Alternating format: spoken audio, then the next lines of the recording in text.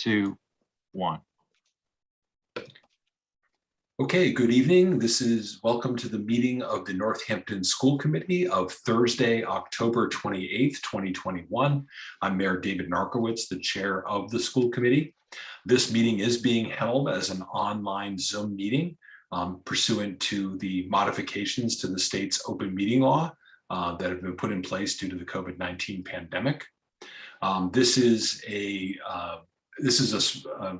scheduled but one of our special meetings that is dedicated to, in this case, reviewing the school improvement plans. We have a series of these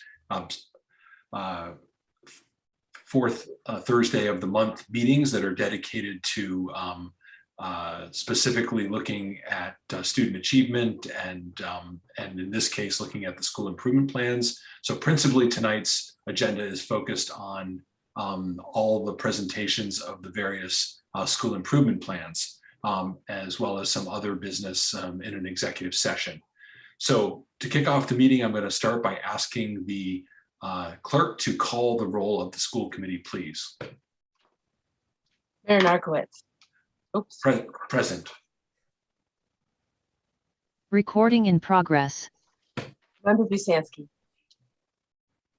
Present. Member Fallon. Present. Member Seraphy Cox. Don't think she's here yet. Member Condon. Present. Member Goldman.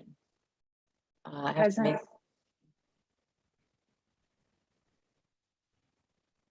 Member Levy. Present. Member Kaufman is not here tonight. Member Voss. Present. Member Gold. Present. Your Honor, you have a quorum. Excellent. Okay, so the first item of business on our agenda tonight under Section 2, new business, is the presentation of the school improvement plans. And just by way of sort of background information for the public, these are plans that are developed as part of a process that's spelled out under state law, under part of the education reform. The principal works with the school councils to develop these written school improvement plans. And then under our policy, policy CFDA, the way the process works is the plans are developed, they're submitted to the superintendent. The superintendent is then authorized to approve the plans, review them and approve them.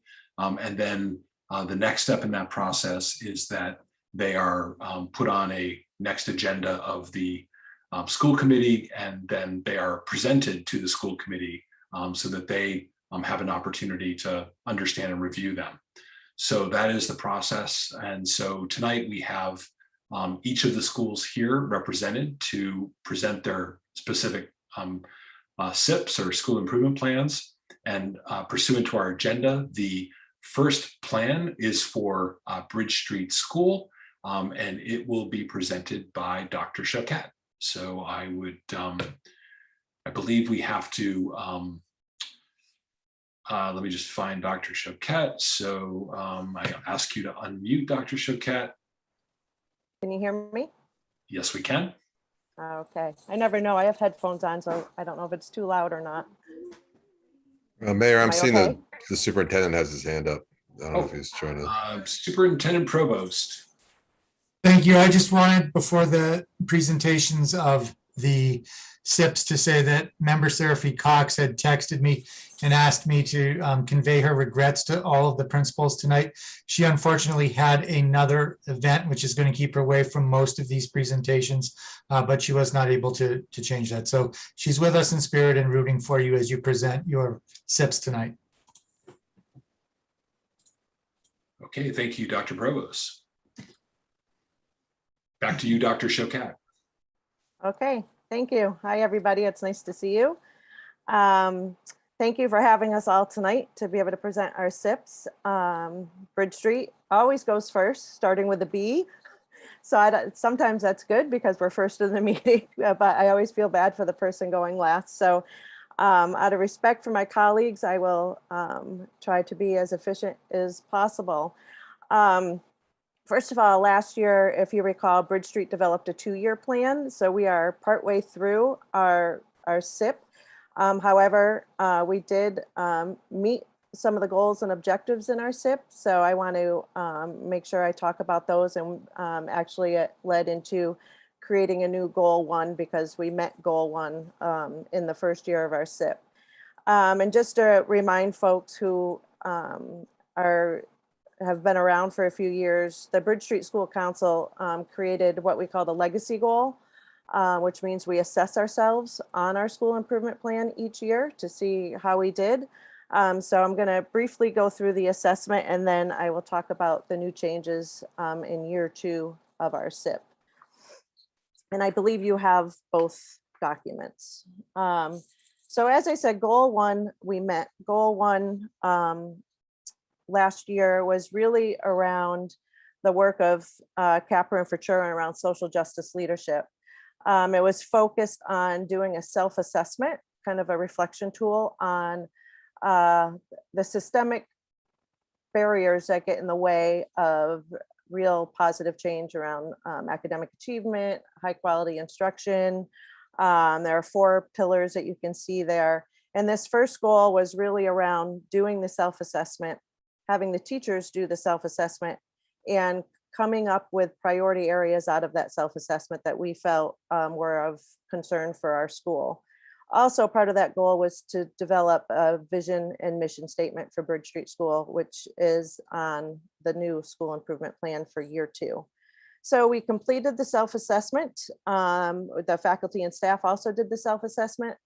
The ILT, our instructional leadership team, and the staff combined our self-assessments to really prioritize areas of concern, which led into the creation of a new goal 1 in our new SIP. We also were able to create a vision and mission statement based off of these priorities and around the lens of social justice leadership.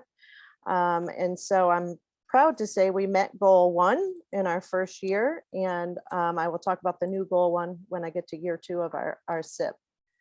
Goal number 2 has not changed. It's still ongoing. We are beginning year number 2 of this goal. However, there are several of the improvement strategies that we did meet. We did provide training around talking points in Lionbridge for our staff and families. And the goal for this year is to continue with that training, trying to get staff more comfortable with using those tools to collaborate and communicate with our caregivers. We also met our goal of hosting 2 family engagement nights. We did one that was virtual for Spanish speaking families, and then we did an in-person in Lampron Park for our Spanish speaking families, which was great fun. It was well attended. Our PTO provided food. And although we met that, our hope, and you'll see this in our new plan, is to continue those family engagement opportunities for the global majority. And then what is ongoing is we're still working on the 2-way communication. So although we've been trained in talking points in Lionbridge, as I mentioned earlier, we really want folks to become more comfortable with using those tools to communicate with our families. So we will continue to work on this. Our SEBL team, which is our social emotional behavioral learning team, we meet weekly to look at reports and monitor data on those 2 platforms. What I did find out through Lauren Berry when pulling up the data around talking points is we can see our usage of talking points as a school, but not for Lionbridge. Lionbridge only shows the entire district, and you literally have to look at phone numbers and figure out who the phone number belongs to. So my hope is that we can come up with a way to monitor the data on Lionbridge to see how we are increasing our usage on that. And let's see here. Last year, our SEBL team met weekly to track students and families who were struggling with engagement in some of our online learning and other events. Obviously, last year, we didn't really have a lot of events because of COVID. So this is an ongoing goal that we want to be able to track and get families as engaged as possible with the events that are going on at school. And then finally, the work with CES, we met, but it is still ongoing. As you know, we had a full year of ABAR training last year as a district, and that ABAR work is never done. It's not, here you're trained, you don't need to work on it anymore. This is ongoing work that continuously needs to be done with staff. We also had our trauma-informed practices training with Lourdes Alvarez last year. And then coming up this year, we're going to have a focus on restorative practices to really help people with implementing our new code of conduct. We're working with REAL on seeing how we can bring somebody in to work on restorative practices with our staff. And then finally, goal 3 has partially been met, but again, this goal is still the same in the new SIP. The first piece that you see there around our data team meetings, the hope last year was to have 3, but unfortunately we were only able to have 2 because of scheduling issues in the spring. And those are ongoing. Those are 3 times a year. We just actually had our first one for the fall just last week. And then we have a goal in here around our benchmark assessments with 80% of our students who scored well below or below average in reading and math on our fall benchmark will move to the next tier on that. And so after the first year, 40% of our students in 2nd through 5th grade move from tier 2 to out of tier 2 and out of tier 3. And so the hope is to get 80% by the spring of this year. And then the last piece that you see there on goal 3, we met, that was a goal particularly around COVID and hybrid and remote learning. Teachers created a spreadsheet to track engagement during particular times of the day when they were doing their Zooms with their class. And now that we're all in person, that piece is not needed anymore.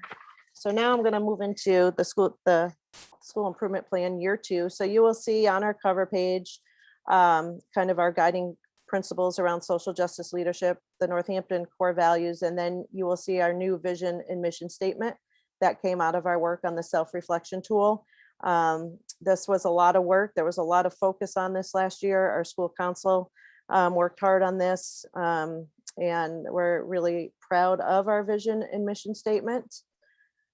The new goal 1, which came out of the work of goal 1 from last year, really takes those cornerstones of integrated comprehensive services from the work of Capra and Futura, and we pick priority areas from all of those based off of the tool that we use on our self-reflection. So this first cornerstone is around focusing on equity. And what that means is all staff and administration believe that the primary way student failure is prevented is to build teacher capacity to teach to a range of diverse student needs.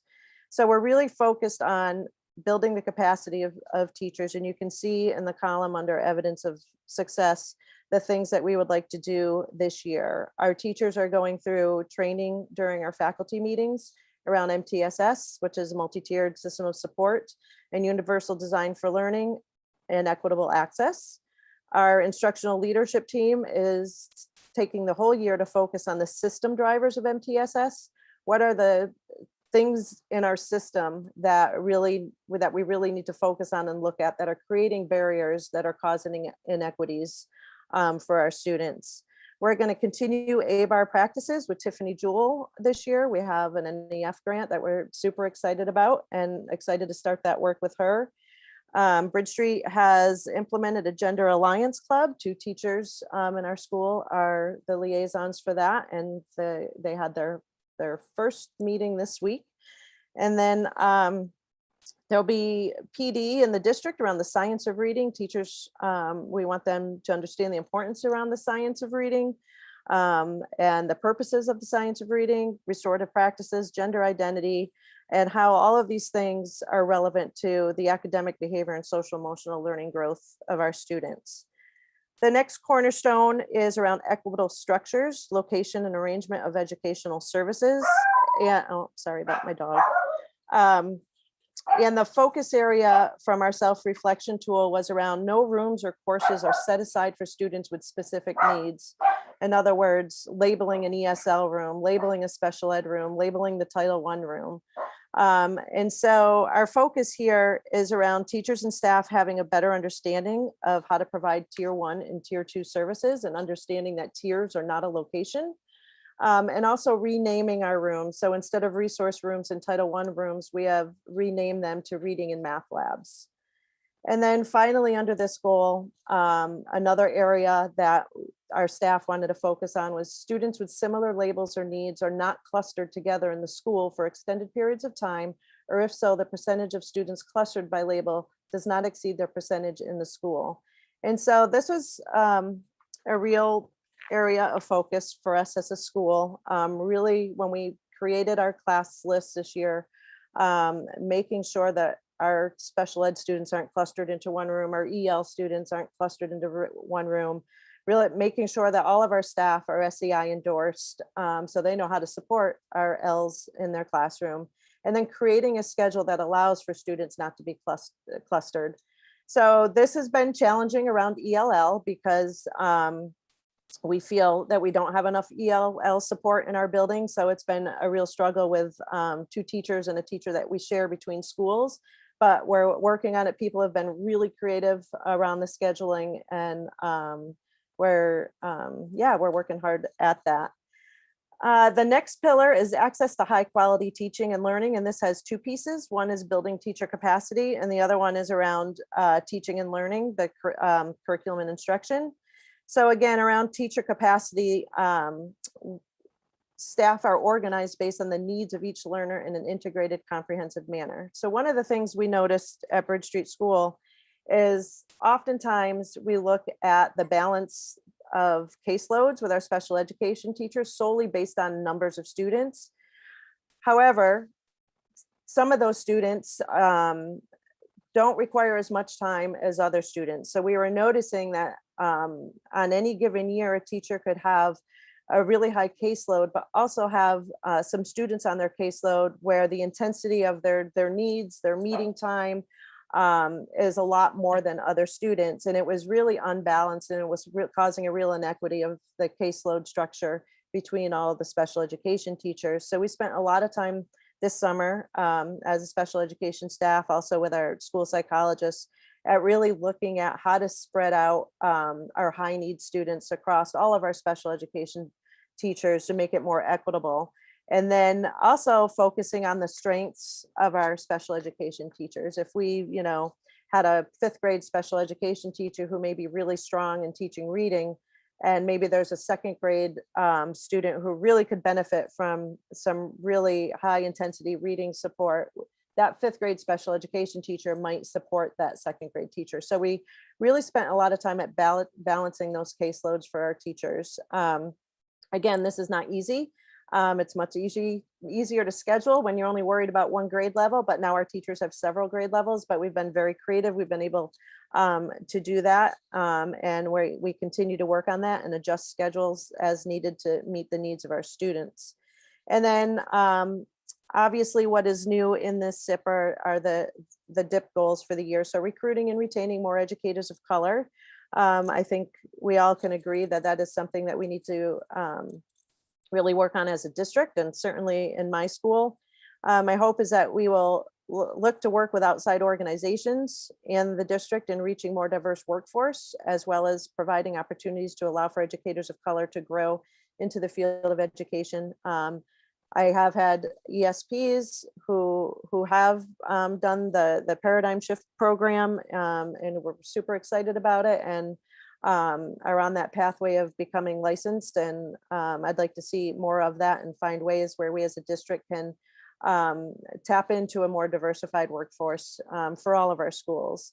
And then as far as curriculum instruction around access to high quality teaching and learning, we're providing training. Our school psychologist especially is providing training on really getting teachers to understand and use the DCAP, our district accommodation plan, to fidelity, and understand what general education accommodations that can be used to support students prior to going to a student support team, a 504, or a referral to special ed. We're also working on training the staff to really understand and have a solid understanding of the SST process, the timeline, how to collect data, what do you do with the data once you have it, and then documenting and improving the use of culturally responsive pedagogy. And that's part of the DIP using the CLP Learning Walk tool. Our hope is to begin implementing that in November, doing learning walks using that tool. And then obviously the implementing the standards-based grading. The hope for this year is for teachers to become more comfortable with the new report cards as they begin to use them. And then finally, the last cornerstone, I apologize for my dog, and my husband's not here to gather him. Integrating change. So this is really around funding and policy, and I have little control over this as a building principal. You have more control or as a district, but the things that we can do as a building, this is really focused on our funding and our resources being really aligned to our DIPs and our SIPs. And we are focusing on funding and resources are merged to build teacher and system capacity with a focus on prevention of student struggle. So making sure our budgets are aligned to our SIP and our DIP goals, budgeting for tier 2 support, which we're already doing through our LLP program after school. Budget for teacher collaboration days. I'm providing 90-minute grade level time blocks every month for each grade level in my building to solely focus on data and student achievement. Like I said earlier, we have an NEF grant to continue our ABAR work with Tiffany Jewell. And then this doesn't have anything to do with funding per se, but the prevention of student struggle and really the instructional leadership team focusing on the system drivers that need to be in place for the MTSS framework to really be able to work. And so goal number 1 is all brand new. Goal number 2 is the same goal as last year with a couple changes. I talked about the two-way communication with Lionbridge and Talking Points. So we want to increase that, keep increasing that this year.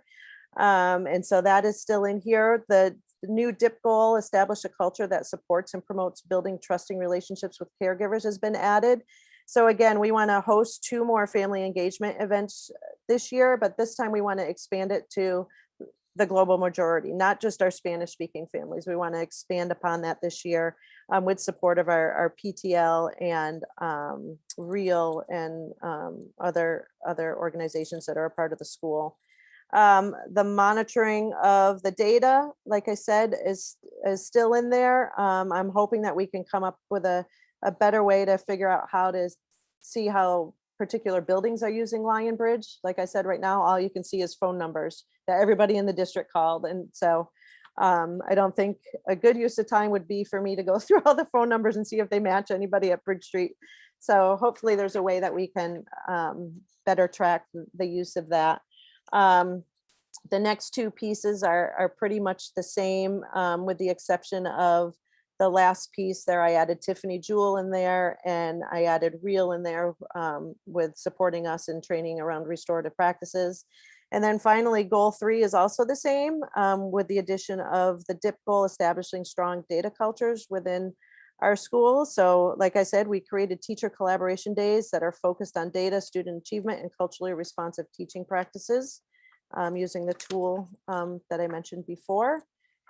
I added an MCAS goal in here from the DIP, but I didn't put the measurement in yet because the state is supposed to be giving us targets this fall, but we have not received those yet. So once we receive those, I will add those into here. But I do want to make mention that in ELA, Bridge Street did exceed the state and the district in ELA, and we're really excited about that. Math, we were slightly below the district by 3% and the state by 10. And science, our 5th graders last year really struggled in science. So that's why you see also a goal in here around science, which is not part of the DIP, but I wanted to make sure it's part of the SIP. And then the next piece is the same. I added the SST piece. The 80% around our benchmark assessments is the same. And then the last one is new, provide training to faculty in MTSS in order to implement tiered supports for students built on universal design for learning and equitable access. So teachers will have a solid understanding by the end of the year of MTSS and its foundations, of which are UDL and equitable access. in order to provide tiered supports that support the growth of students in academics, social emotional learning, and behavioral learning. And with that, I will turn it over to my colleague, Principal Brown. Thank you, Dr. Choquette. Principal Brown. I have a quick question. I'm sorry to interrupt. I wonder, is the plan to go through each of these and then ask questions, or to? I think if you wanted to ask questions, I think it probably makes more sense to ask questions of each principal, just so that I think that makes sense. So if you have a question for Dr. Choquette. Yeah, thanks. I do have a few questions, and thank you. I do think it makes sense as well to go one by one. Dr. Choquette, thank you so much. I know how much work. I don't really know. I imagine it's a lot of work to put these together. And I really appreciate your work and that of your school council. I also really appreciate that you have a 2-year plan, and that you're moving, and that this is a living, breathing document, and that year 2 is not just simply a reiteration of year 1, but that you're really thinking about what have we done, what needs to happen next. I have a few questions. One is, I'm a little confused by goal 1, strategy 1, by what is it that you're trying to improve? Is this about student failure? I'm confused what sort of the issue is, and perhaps it's because I didn't read the document that this is based on. And so it's not clear to me, like, what is it that came up in the self-study that then needed to be addressed by goal 1, strategy 1? Can you say a little bit about that? You're on mute, yes. You can't unmute yourself. Annie, can you unmute? Or I might be able to unmute you. Here you go. There I am. Thank you. You could read my lips. Yes, so the cornerstone that's labeled focusing on equity is really about all staff having the belief around equity. And when we did the self-reflection tool, let's just say we weren't all there around the practices of equity and the things that need to be in place to provide that. So having a belief that student failure is prevented by us, that it's not about fixing the student, is something that we felt like we needed to focus on a little bit more as a school faculty, because we felt like maybe we weren't all there, if that makes sense. Sort of. So the goal is to try and get people to believe this, or the Yes. goal is to use this belief to drive the work of the coming year? I would say yes and yes, because our goal is we want everybody to believe that student, and I don't even like the word failure, honestly, that students who struggle isn't necessarily about what are we going to do to fix the student, which oftentimes is the mindset, there's something wrong with the student, but rather to look at what are we doing, what are our teaching practices, what are our structures, what are our supports in place that might be causing students not to be successful. And having the belief around that it is around systems and structures and practices, rather than the belief that a child needs to fix who they are. Okay, and I think there's just something about the way this is worded that is a little hard to wrap my head around. And I wonder if there's a way, I think the way you just articulated it is more clear. And I wonder if there's a way to shift the language in that first strategy, because it's really unclear what it is you're trying to do. And so if it sounds like what you're trying to do is get people on board with that belief, and then also use that belief to drive the work of the coming year, that there's some opportunity there to make that clear, and to also say where that belief comes from, like that's grounded in research. It's not just simply we believe this is a thing, but that like we are pushing, or we're working to get folks on board with this idea, which is grounded in research, right? You're still muted. Is there a way to just keep Dr. Choquette unmuted for this? Thank you. and I muted myself because the dog started barking, so I didn't Got it. want to interrupt you. Yes, this is the exact wording from the reflection tool that we all chose. This is the definition of focusing on equity from the reflection tool. I'm happy to rewrite it because when we discussed it as a staff, as an ILT, none of us liked the wording around student failure. And so I'm happy to rewrite it because it is about making sure that people have this belief, but then how do we build teacher capacity to help them teach to a range of diverse learners? So this word, just to be clear, this wording isn't my wording. This is directly out of the tool itself. But I'm happy to change that because we questioned the wording ourselves as an instructional leadership team and as a staff. So I'm happy to do that. Great. And even using quotation marks and citing it so that we know where it's coming from could be helpful. Sorry for the noise. I have two more things. I'm going to try and be loud over the noise. One is I'm a passionate supporter of REAL. I think they're a fantastic resource and support for us as a district. I'm curious about your usage or reliance on them for restorative practices. Can you say more about that? Is there a particular person in REAL who is an expert, or I'm just curious why go to a volunteer organization as opposed to one of the numerous resources we have of professional restorative practice practitioners in the area? Sure, because I have a REAL member on my school council who offered, and I won't remember the person's name, who offered a person who is highly skilled and highly trained in restorative practices. And so to say that we necessarily have to use that person, we don't, but it's in there because it was just a discussion as a school council. We have a REAL member on our school council. So that was offered to us as a support and as a help. So we put it in there. Got it. Thank you. This is less a comment for you and maybe more for Dr. Provost. Given the district's emphasis and interest in restorative practices, I wonder if there's a way for us to take a district-wide approach to training schools in restorative practices as opposed to putting our schools in the position of each trying to figure it out and having different folks and different approaches. So something to think about district-wide. And then Dr. Choquette, my last question for you is simply, I'm curious, you've done a lot of workshops and trainings, which I think is really commendable. And I'm curious, how do you measure the impact and the application of learning of those in your community when you're doing those workshops and trainings? Can you repeat the last part? I'm sorry.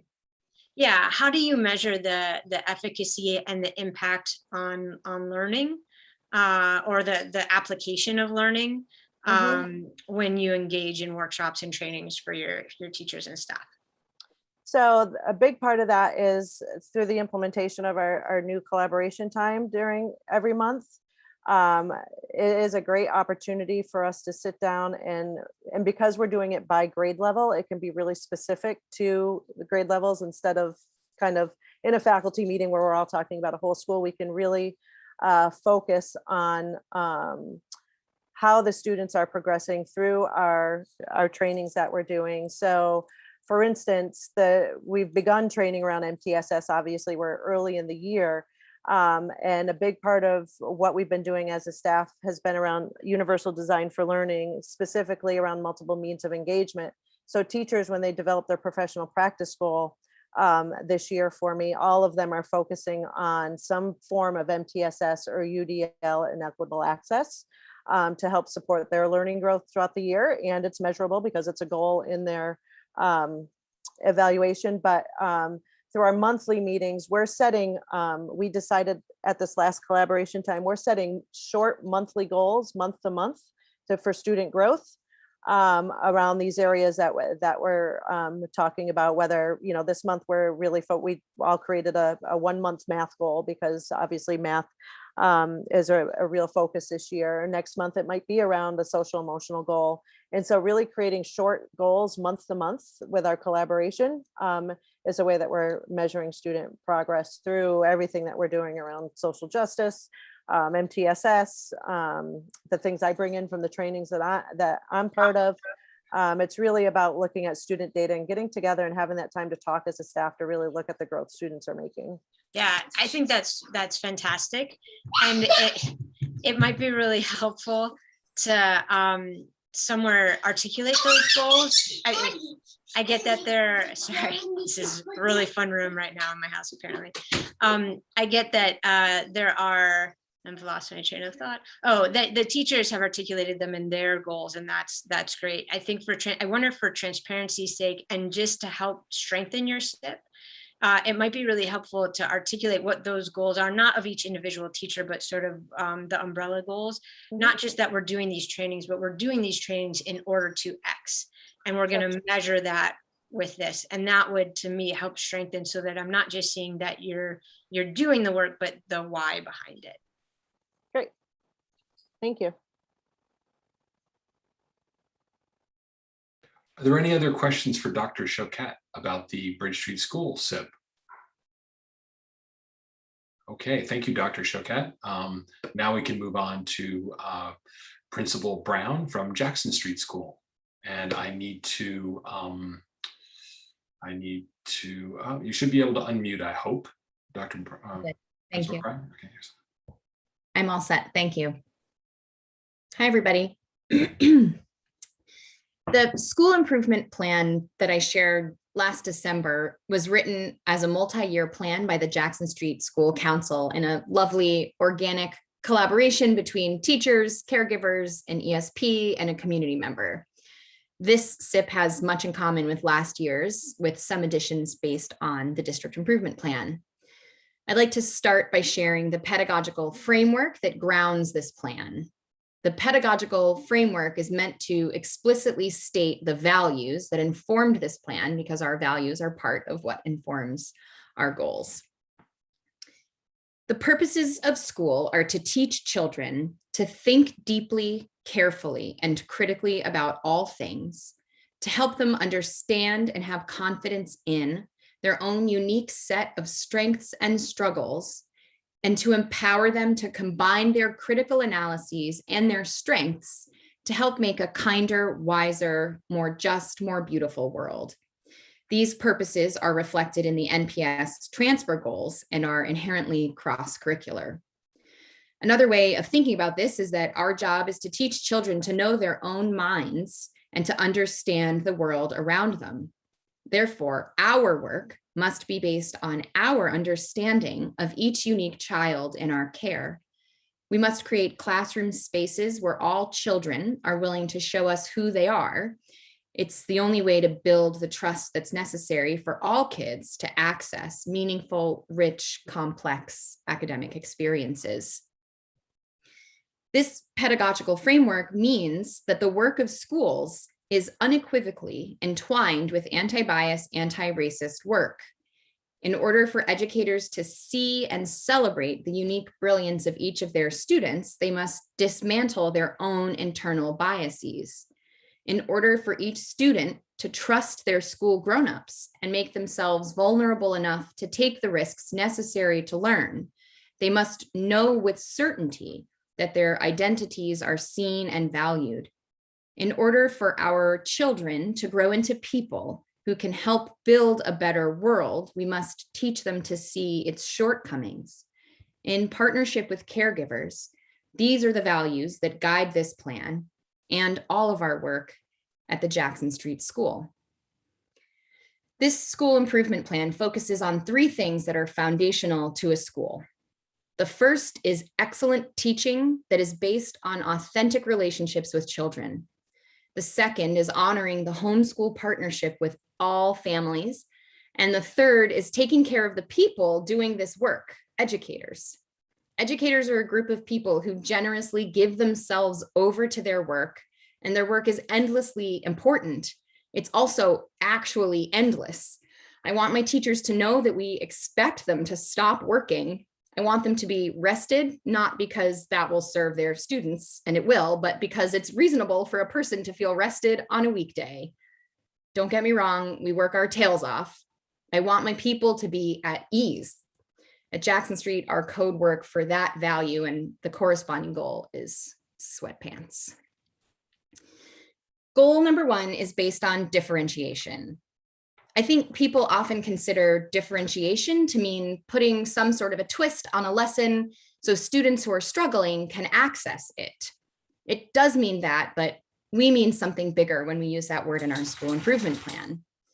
Each student deserves to have a teacher who knows them, and each student deserves to have a learning experience that fits them, that fits what they need as a learner, no matter where they are relative to the standards, and who fits who they are as a person, including celebrations of all parts of their identity that show up in the classroom. Goal number 1 is educators will accordingly differentiate instruction in all directions so that all learners have access to appropriately challenging, meaningful work that represents their interests and identities, is student guided and centered, and is aligned to district and state standards. And this directly connects to goal number 3 from the district improvement plan.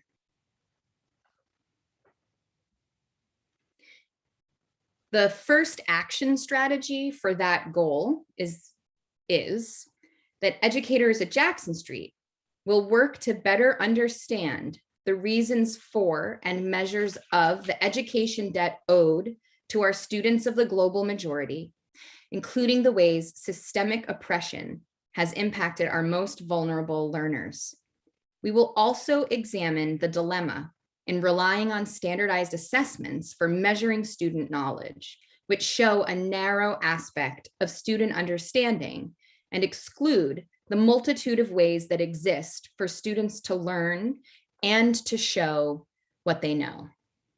There's a lot to that first action strategy, and I'd like to explain a little bit about what we mean by the dilemma of over-relying on standardized assessments to reach conclusions about student learning. When you ask kids to choose or invent a way to show what they've learned, incredible things happen. I've seen students write comic strips to show their understanding of racism. I've also seen students write comic strips to show their understanding of decimals. I've seen students show what they know. I've had students show what they know by taking on the body language and facial expressions of a freedom rider who just experienced a brutal attack in Montgomery, Alabama. Each of these examples showed deep understanding, but that deep understanding wouldn't necessarily translate into a standardized question. And I wouldn't want to cast that student as not knowing and not being able to show what they know. I'm taking the time to share those examples because while some of our measures of success in the SIP are based on quantitative data, as they should be, many are based on qualitative data on what educators, students, and families say and show about their learning experiences. Goal 2, like much of the district improvement plan, is about strengthening homeschool partnerships. Educators will develop and implement a plan to strengthen our homeschool partnerships, our ability to collaborate with and engage all families, and to make our decision-making groups more representative of the Jackson Street community. This goal comes up at every single school council meeting, every PTO meeting, and it's a major component of the district improvement plan. It's a huge and shared focus in our district, and the Jackson Street School Council and the PTO are excited about the possibilities for bringing this goal to life. It's really encouraging that there's so much behind it, that the district improvement plan has thrown its weight behind it, and that we have a complex series of steps to take to do this work all together. So one of the action strategies that we're going to try at Jackson Street is that educators, the school council, the PTO, the school committees, and some school committee members, come on down, and others will work together to learn how we can better reach and support all Jackson Street families, and how we can make our various groups more representative of the JSS community. And we will incorporate what we learned into our practice, and we will document those practices. This strategy has community and shared learning and action at its heart. It prioritizes doing the work together, all of us doing the work together, so we can make our school more welcoming together. We don't just want all families to feel comfortable at school or at school events or with their classroom teacher or with me. We want all families to feel comfortable and known and valued with all other families and by all other families, which is a big goal and a big culture shift. And again, I'm glad it's part of a multi-year plan and that the DIP is behind it. Here's the last goal. Jackson Street will be a community of care where all stakeholders work together to care for ourselves, care for others, and care for our environment. We will take into account our intersecting identities and our positions on the ladder of privilege, and we will work to generously redistribute our relative resources in enacting this care with purposeful intention. We will model this care for our students.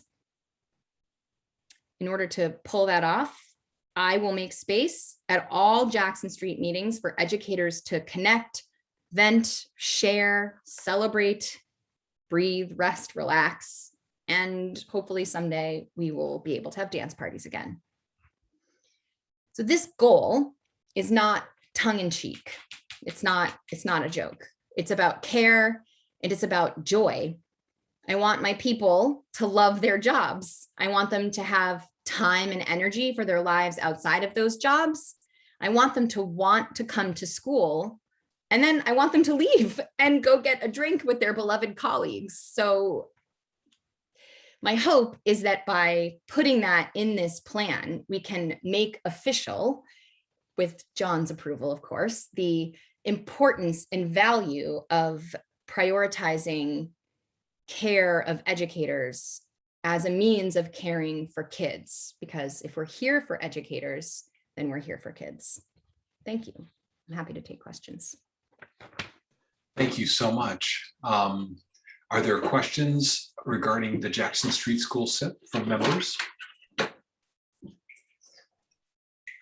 Okay, well, thank you so much again, and we'll continue on down the order. Oops, I've lost my agenda here. 1 second. Okay.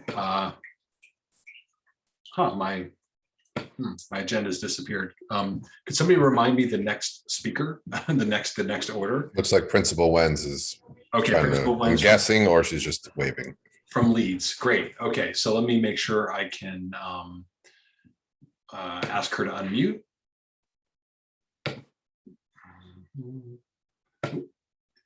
We did a double there, so you have to try it again. There we go. Yes. Yeah. All right. Thank you very much. Of course, my computer wants to do an update at this very moment, but we'll ignore that. Sorry for that. Good evening, everyone. I would like to begin by thanking the Leeds School Council members for their dedication and hours of service to support our school and develop this year's school improvement plan. Additionally, I'd like to recognize the Leeds educators who work hard each and every day to support our students, caregivers, and each other. As we continue to work during a pandemic, our Leeds educators are incredibly dedicated to meet the needs of each child. They too had input into our school improvement plan. The Leeds School Improvement Plan is based on the Northampton Public School core values. Building communities of engaged students, enable students to reach their full potential, nurture kindness, empathy, and acceptance.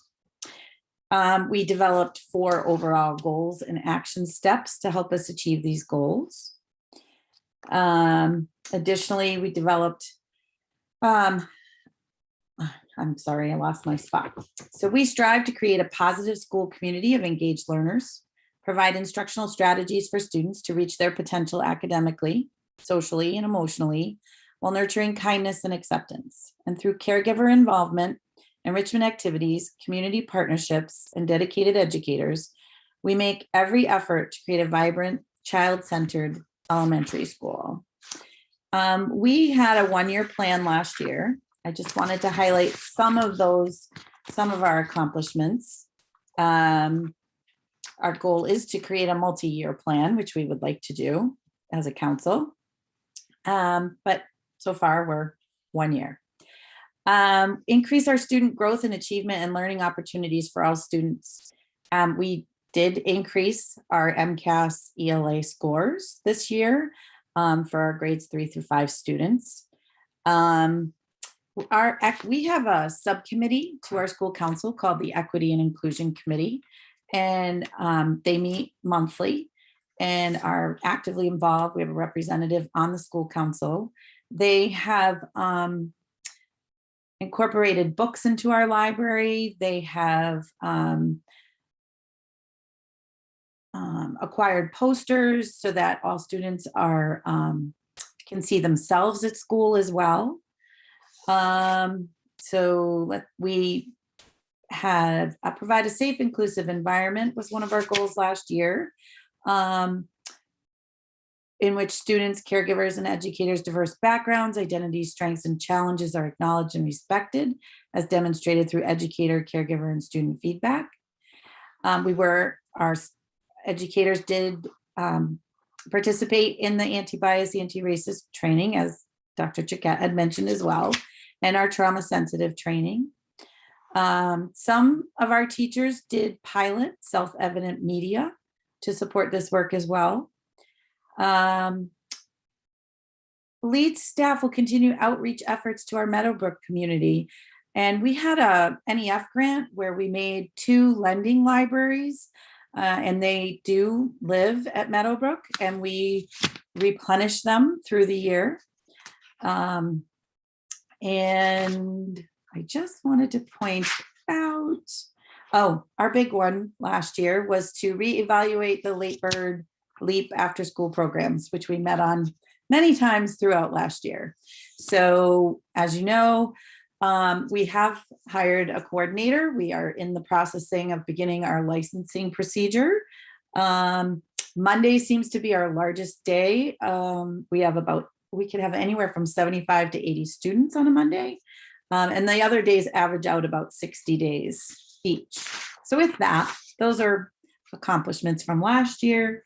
We'll move into this year as I drop everything on the floor. Okay.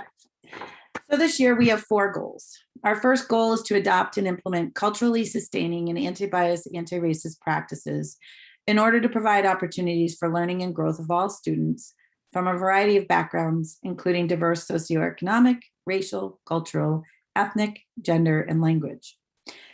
And then we have some action steps by providing educators with professional development on culturally responsive or sustaining pedagogy, gender inclusivity, and social justice standards during professional development time and/or staff meetings, as well as time to reflect on these during collaboration meetings, because it's very important not just to attend professional development as it is to come back and use it and talk about it. Utilize the culturally responsive pedagogy learning walk tool in Appendix E of our district improvement plan to attain a level of progress in the classrooms. Follow through on the professional development teachers experienced at the beginning of the year by applying the Black Print 7 Forms of Biases protocol to curriculum and instructional practices. The educators were very excited to come back with this tool and to be able to begin using it. Also to support the implementation of the new diverse and equity focused book project. So the elementary schools are receiving books through this grant, not only books, but some of the people that are working on this project they looked at our curriculum and they've made ties and links as to where the books would fit into our curriculum. We are having professional development on that on Monday in our staff meeting. So that will support that. Goal 2, we're going to strengthen LEAD's educator data culture to utilize multiple data sources to drive instruction, identify any inequity in our marginalized populations, and accelerate learning for all students using grade level curriculum with necessary scaffolds and any entry point. So provide structured data meetings 3 times per year with grade levels to support the multi-tiered systems of support for instruction and interventions. We've had grades 1 and 2 so far, and grades kindergarten 3 through 5 will be coming up shortly. Utilize the drill down into data protocol from our data coach's guide to improving data for all students for monthly collaboration meetings to dive deep into data of subgroups, monitor student progress, readjust instruction and intervention groupings based on student needs. Provide educators with opportunities to reflect on previous units and or review upcoming units to develop centers and or materials needed to ensure student success. And then our Liftoff Learning Program. During our Liftoff Learning Program, deliver targeted intensive reading and or math instruction to small groups of students in grades 3 through 5 to help students reach grade level expectations. We are finishing like the first 7 weeks of the program. We have preliminary data which shows that students are making progress in this program. So it's exciting to see the program working. Goal 3, nurture a school culture that supports the social emotional wellness of students, caregivers, and educators. Expand the Leads B program to include monthly focus concepts. For example, September was kindness, October was friendship, and November will be empathy. We have a group of educators at school who are, this is a passion of theirs, and they're working very hard on this action step. Utilize the SABRS and My SABRS data to identify students who are struggling socially, emotionally, or academically. Renew efforts to consistently use second step or zones of regulation instruction for all grade levels. Provide a year-long visual thinking strategies curriculum to engage students in academic conversation skills that make thinking visible and promote an understanding of a variety of perspectives. We have an NEF grant. It's this visual thinking strategies is part of an NEF grant, as well as it's supported by our Leads PTO. And it has begun, and it is amazing to see it actually brings art into the classroom. And it's very interesting to see students and what their perceptions are of different artworks. And it's okay to have a different idea. Students are learning that in the process as well. Another action step is to highlight portions of the Northampton Public Schools Code of Conduct for caregivers through the school newsletter and for students by incorporating portions into the second step curriculum. And then we're going to collaborate with the District Wellness Committee on healthy foundations to support the whole child. So there'll be more to come on that. And that, goal 4, is to foster school and caregiver partnerships and engagement while also supporting an inclusive environment for all stakeholders. So to collaborate with the district family engagement coordinator, the Leads School Council, educators, and PTO to develop and promote a shared vision and definition of family engagement, inclusivity, and cultural brokers. Identify barriers to family participation in events. Continue the use of Class Dojo, email, Lionbridge, to communicate with caregivers in their preferred languages, as well as use the SMORE online newsletter, which is able to be translated into many languages. Invite students, caregivers, and educators to explore the new books from the Diverse and Equity Focused Book Project. So those are our 4 goals and action steps that we'll be taking to achieve those goals. Thank you, Principal Wentz. Are there any questions or comments about the Leads Student Improvement Plan? Oh, Member Levy. Thanks. Thanks, Principal Wentz. Again, I really appreciate all of the hard work and thought that went into this plan. I actually had trouble reading through this plan and really understanding what the goals were, because in part because the evidence and the benchmarks are not, they're not really measurements of telling us impact.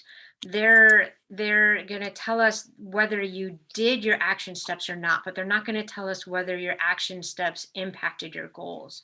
And I think in order for this plan to be a lot stronger, those benchmarks and evidence need to be a lot more effective and a lot stronger. I'll use an example. I really appreciate the explanation you gave about the in your first action step about the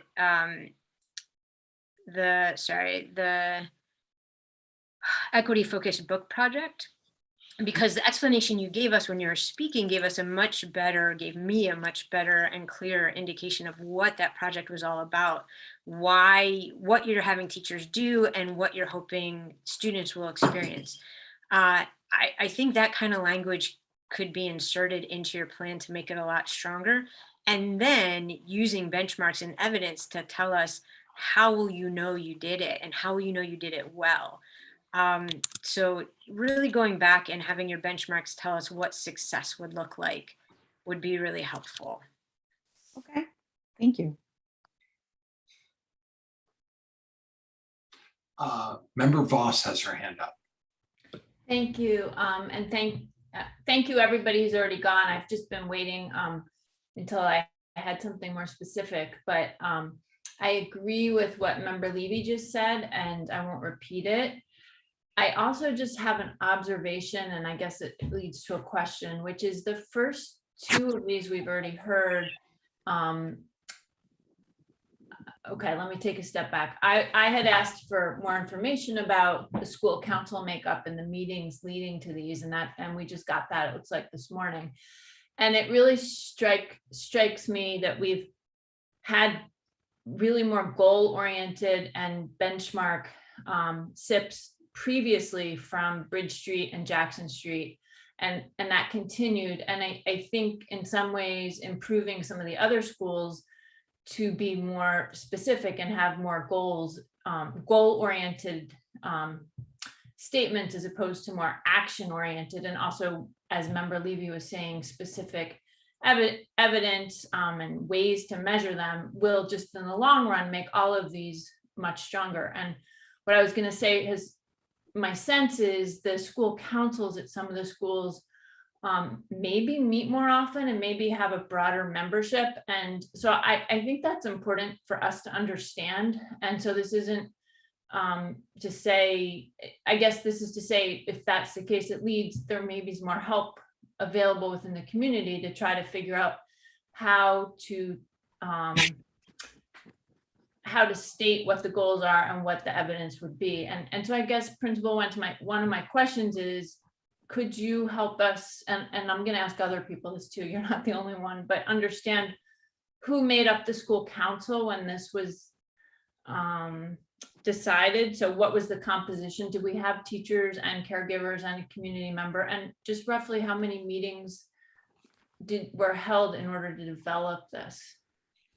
Well, we met monthly through last year. The school improvement plan came up in April. We really looked at it more in May when the district improvement plan was being finished. We looked at it again in June. I had a family emergency in September. We did not meet in September. And then we met again in October to finalize it. So, but we do meet throughout the school year. There's four caregivers. There was one community member, although with COVID, that person had withdrawn.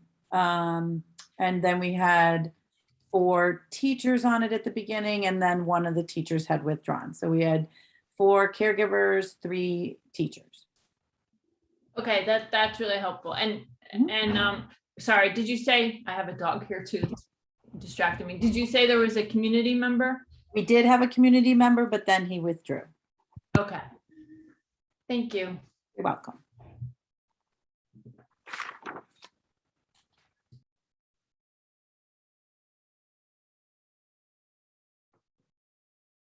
Any other questions from members of the school committee? Okay, thank you very much, Principal Wentz. We appreciate it. Now we'll move on to Principal Madden and the Ryan Road School Improvement Plan. And I need to find Principal Madden. Sorry about that. Good evening. I wanted to thank our devoted and thoughtful school council members who are always really honest and reflective in this process. So they're great. And I also want to send out an appreciation for our amazing and collaborative staff at Ryan Road School. We're all moving forward in the same direction and making both academic and social gains within our school community. And in spite of the incredibly hard work, especially during a pandemic, our school is a joyful place to live and learn. School improvement would not be possible without our committed team. So our school improvement plan is in 4 areas: equity, family engagement, instruction, and social emotional learning. Professional development is highlighted and is focused on diversity and equity, and our teachers and staff are really appreciating this targeted and focused work and reflecting on how to improve their practice. We are enjoying our new books, as Principal Wentz mentioned, purchased through the Northampton Prevention Coalition as part of the Diversity and Equity Book Project. Teachers will have a focus area of caregiver engagement as part of their evaluation process and are happy to engage our wonderful caregivers in the most compassionate, creative, and respectful ways possible. Our data team and SST, our student support team processes that ensure we are organizing targeted interventions and supporting academic success and social emotional needs are very strong at Ryan Road School. We have outstanding systems in place, and we're working even harder at targeting specific interventions for students who need added support. Monitoring progress and providing direct instruction when needed is vitally important in order to make learning accessible to all. We have a large number of teacher leaders at Ryan Road School. We're very fortunate. We have 8 of our classroom teachers department chairs at the district level, which I think highlights the level of leadership and knowledge that we have in our building. Lastly, our school's commitment to the social emotional well-being of our students is evident to anyone who spends any time in our building. We are always finding ways to help our learners develop healthy identities, manage emotions, develop relationships, and show empathy for others. And lastly, I would like to mention our recent distinction of being ranked as one of the best elementary schools as part of the US News and World Report. That was a nice recognition for our school to get, because we've worked hard, certainly at school improvement over the years that I've been there. That's all I have to say. It's all in the plan as well. If anybody has any questions. Okay, any questions for Principal Madden on the school improvement plan? Okay, oh, Member Levy, sorry. I'm really hopeful that some of my colleagues will also have questions. I feel like I'm dominating, and I don't mean to, but I do really take these seriously, because I think the school improvement plans are a really, really important piece of the work that gets done in our schools. So that's why I'm asking a lot of questions, because I think they're really important. But Principal Madden, when we toured the schools, when I was first came onto the school committee, it was so evident that Ryan Road, that students are cared for, that there's a community, there's a warm community feel, and I so appreciated that. That said, I feel like this plan is not a robust one, and I feel like it's really lacking detail that helps me really understand what is the work ahead for you. I know that you do have a community of care, and that's fantastic. And I want to know what more is happening. Because when I read through the plan, I see 3 guiding questions, but then I see 4 goals. And the goals aren't really worded in goal language in terms of what you're hoping to accomplish. They're more areas of focus. So I don't know what the numbered points below are in service of or are trying to accomplish. And I think I would really love to have a sense of how those essential questions really guide the work not just then what are the steps you're taking, but how are these steps in service of your essential questions and also what it is you're trying to accomplish. So if you have a goal that says equity, I want to know what is it that you are wanting to accomplish within equity. Perhaps it's simply, well, yeah, and I wasn't sure if perhaps each goal number was less robust because it was tied to the district improvement plan, but they don't look like they really match up with the district improvement plan goals, at least by numbers. So I think there's just a lot more detail that I'd like to see in terms of what is I see the work that you have ahead, but why? What are you trying to accomplish with these action items? Okay,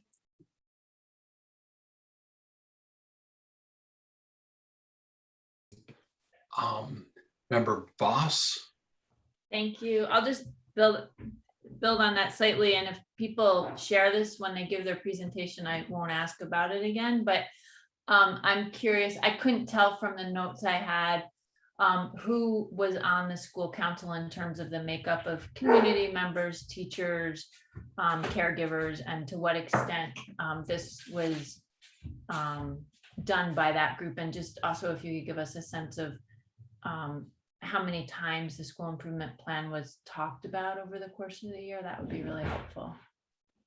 so we always evaluate our school council, our school improvement plan at the end of every year. And then we always develop it together at the beginning. And so we met and I submitted our minutes and agendas from that. We met in September and in October. We have a school council that was made up of 4 teachers and 4 staff, but 2 have dropped off. So we have 3 and 3. So we're still an even crew, but we, so that's what we've got, 3 and 3. Sorry, 3 caregivers and 3 teachers. Is that what you said? 3 school staff. I'm one of them, 2 teachers and 3 caregivers. Yes. Okay, and no community member? Not currently. Our community member has not been able to make it. Okay, and were most of them present when you guys talked about the school improvement plan? The first time everybody was present. The second time 2 had some concerns, but sent their suggestions via email. And then we always send drafts and make comments as well. And so everybody had input into the final plan, of course. Great. So it was a collaborative effort, it sounds like. Thank you. Yes. Appreciate that. Member Gold? Yeah, I just wanted to share. And it just made me think with the questioning here. I'm not sure if any other school committee people have been on school councils. I don't believe so, but having been on one as in my own school and having attended the Bridge Street school ones, I'd highly recommend attending some of them and listening in on the conversation that goes into developing these plans, because it's hard to document something so that it translates to everybody's abilities and reading and mindsets. And so being able to hear those conversations and ask those kind of questions, it's a really robust conversation. Being on the Bridge Street School Council, I actually went to their meeting, I think it was last week or the week before, to hear their presentation as they were working on the school improvement plan. And it was very informative. And so I just think that that's a great way to learn more about it. And so I'd highly recommend either current members, or if anyone's on here and coming on to the school committee next year, next 2 years, but I'd recommend attending school council meetings to hear those. So that's one thing. And the other thing, just out of curiosity, and congrats, Principal Madden, to your school and all your staff on the awesome work that was recognized by, nationally and all that. I just wonder, how do you now set other specific MCAS instructional goals separately? It's not in the plan, but I just wonder where that comes up for you guys in your planning. So we really think about our goals around our evaluation goals. So teachers are creating goals for themselves. And then really the crux of our work is about meeting the needs of our students. And so we have, when our data team meets with grade levels, we have goals for all of our students. Through our SST process, we're having goals. So our goals are really more centered around who needs what and how are we going to help our students have success at school, because that's I feel as that's just so vitally important. And so I would say that I spend most of my time thinking about the goals for our students and the goals that I have for our staff in terms of helping our students achieve those goals. And some of those goals are academic and some of them are social emotional, but we spend an enormous amount of time helping to support one another and support our students in order to be successful and happy. And that's what's the true meaning of our work. Those are the real goals of our work, and how we do that together on a day-to-day basis is what makes us a strong community and what makes us a strong school. Thank you. Okay, Member Levy. Sorry, I just want to clarify. I actually really do think it's important that everybody in the school community be able to read a school's improvement plan and understand what the work is ahead. And I think if we're relying on the 3 to 6 people that it sounds like have been at these meetings, and clearly those folks are working hard and I'm so appreciative of their service. But if we're relying on just being in those meetings to be able to understand the work, then we're really not meeting the district's goals of transparency, communication, and family engagement. So I think part of meeting our goals of family engagement, which has been articulated in the DIP and articulated outside of the DIP, we've got to ensure that our SIPs are clear to folks reading them, not just folks who were in the room when they were written. Thank you, Member Levy.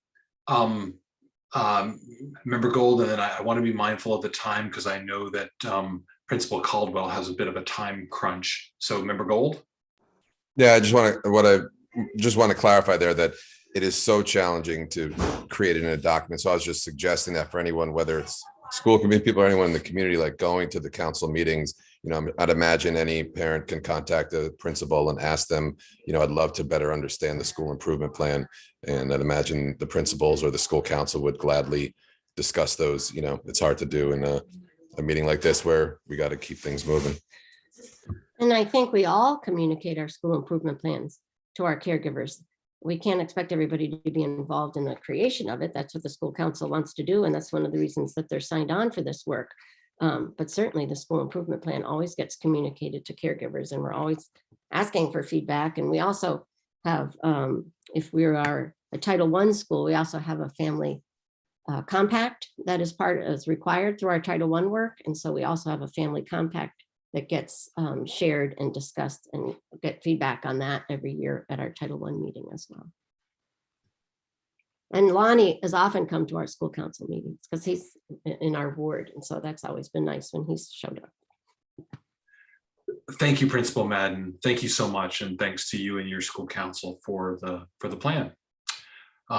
So now I want to turn to Principal Caldwell from JFK Middle School to present the school improvement plan for JFK. And of course, there we go, asking him to unmute. All right, good evening, everyone. Our school improvement plan was created, or our school council was mostly caregivers. We had several staff members who were longstanding members on the school council who had difficulty making all the meetings. We began having conversations around our new plan in April. We missed a meeting. We did try to make up for that meeting over the summer. However, not all members were able to attend over the summer, and we had a couple members who either moved to the high school as caregivers or left our school as employees.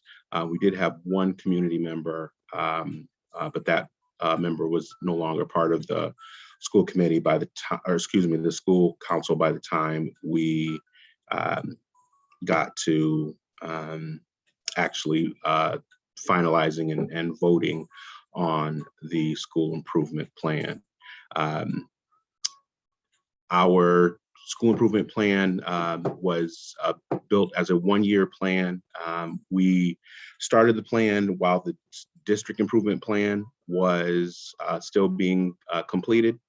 We wanted there to be through lines from the district improvement plan to the school improvement plan to make sure we were aligned with district goals as well.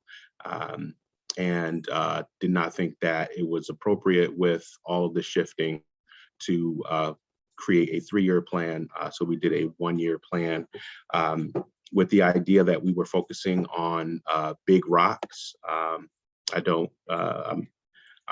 not sure if everyone understands the big rock theory of plan creation, but just to make sure we're all on the same page, want to share we start with the idea that if we have a large bowl and we want to put a bunch of things in the bowl, we start with the big rocks, then we put in the pebbles, then we put in the sand, then we put in the water. If we do things any other way, then not everything fits in. So our big rocks are standard-based grading, interventions, family engagement, and our Tier 1 teaching and learning. Our pebbles become our goal setting, monitoring through classroom visits, walkthroughs, things of that nature, increasing our feedback, targeted feedback, and our social emotional supports.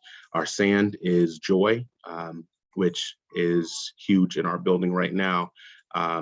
We are doing a lot of focusing on after school programming, providing students with the things they're asking for, like access to sports, building out our flex activities, our after school clubs and clubs during flex, and then also fun activities for our staff. We're really trying to focus on joy. And then the water, the thing that saturates and covers everything with us is equity. And we're building that out through our instruction, looking for feedback from students on units, and we're trying to build a process for that. Restorative conversations, empowering students to share their concerns, and focusing on making sure students know who to share what concerns with to impact change. We've got ongoing staff PD. We've got a social justice club, and we are building a principal advisory group at each grade level. The water and sand don't make it into the school improvement plan because those are things that we just do. They are part of our culture. And so they are things that are going to happen no matter what. As far as what is listed in the school improvement plan, we've got goal 1, implementing standard-based grading. Right now, the middle school is the only level that has not implemented standard-based grading. It doesn't make sense for students to have standard-based grading at the elementary level and at the high school level and have this really brief period in middle school where that is not happening. And so that has been a focus in which we're trying to expedite that process over the course of this school year. Using multiple data sources to identify and incorporate tiered academic supports to recover learning loss. We are so lucky to be able to so last year we had 1 math interventionist. We took a really close look at our math scores and we're not pleased with that. And so we have focused lots of intervention time and effort building out interventions within our school. We were also able to gain a position in our culture coordinator, which has done wonders with us in the social emotional aspect of our school, but also freed up our tiered interventionist, who is also a math teacher and a special educator. And now he is able to focus more attention with helping with our interventions. And then we were also allowed to hire additional math interventionists. And so we are able to provide those interventions to all of our students who need them. And right now we are about a third of our school is listed as needing or benefiting from some level of math intervention and math support. So focusing on finding ways to support our those students through push in, pull out, through flex, through small group, through power math, and we have provided professional development to all math teachers and all special educators already this year. We'll do it again in the fall, in the spring, and again this summer. Next, we are always focused on family and community engagement. In particular, really looking at two-way communication. We do a good job of communicating with families. We communicate with families at least weekly, multiple languages. We want to continue to do so, but we want to do so through two-way communication. So it isn't just us pushing information out to caregivers, but also us working on improving listening to our caregivers and taking their advice and supporting them in the ways that they need supporting. And then our fourth goal is ensuring that curriculum opportunities are available to all students regardless of their point of entry. To that extent, we are enrolled in the Culturally Responsive Teaching Program through DESE, the Math Academy program through DESE, which provided our math professional development already this year and will continue to do so. We did qualify for the turnaround or the targeted assistant grant for our work with our L population. That will provide us with funds to be able to run academies during our vacations and also after school tutoring for our ELL students. I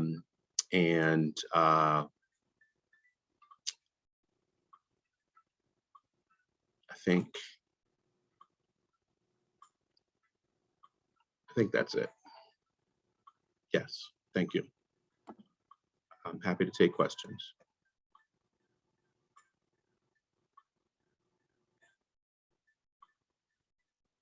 Thank you so much, Principal Caldwell. Member Levy. I was just waiting to see if other people had questions before I raised my hand. Principal Caldwell, I love the theory of action. Thank you so much. It's really, really helpful to have the guiding principles behind each goal, and it was really inspiring to have had that included. So thank you for that. I wonder, what are you using for metrics? How are you going to measure the impact of your work with regard to each goal? So right now, depending on the goal, we are depending heavily on AIMSweb as our sort of academic base. We're depending on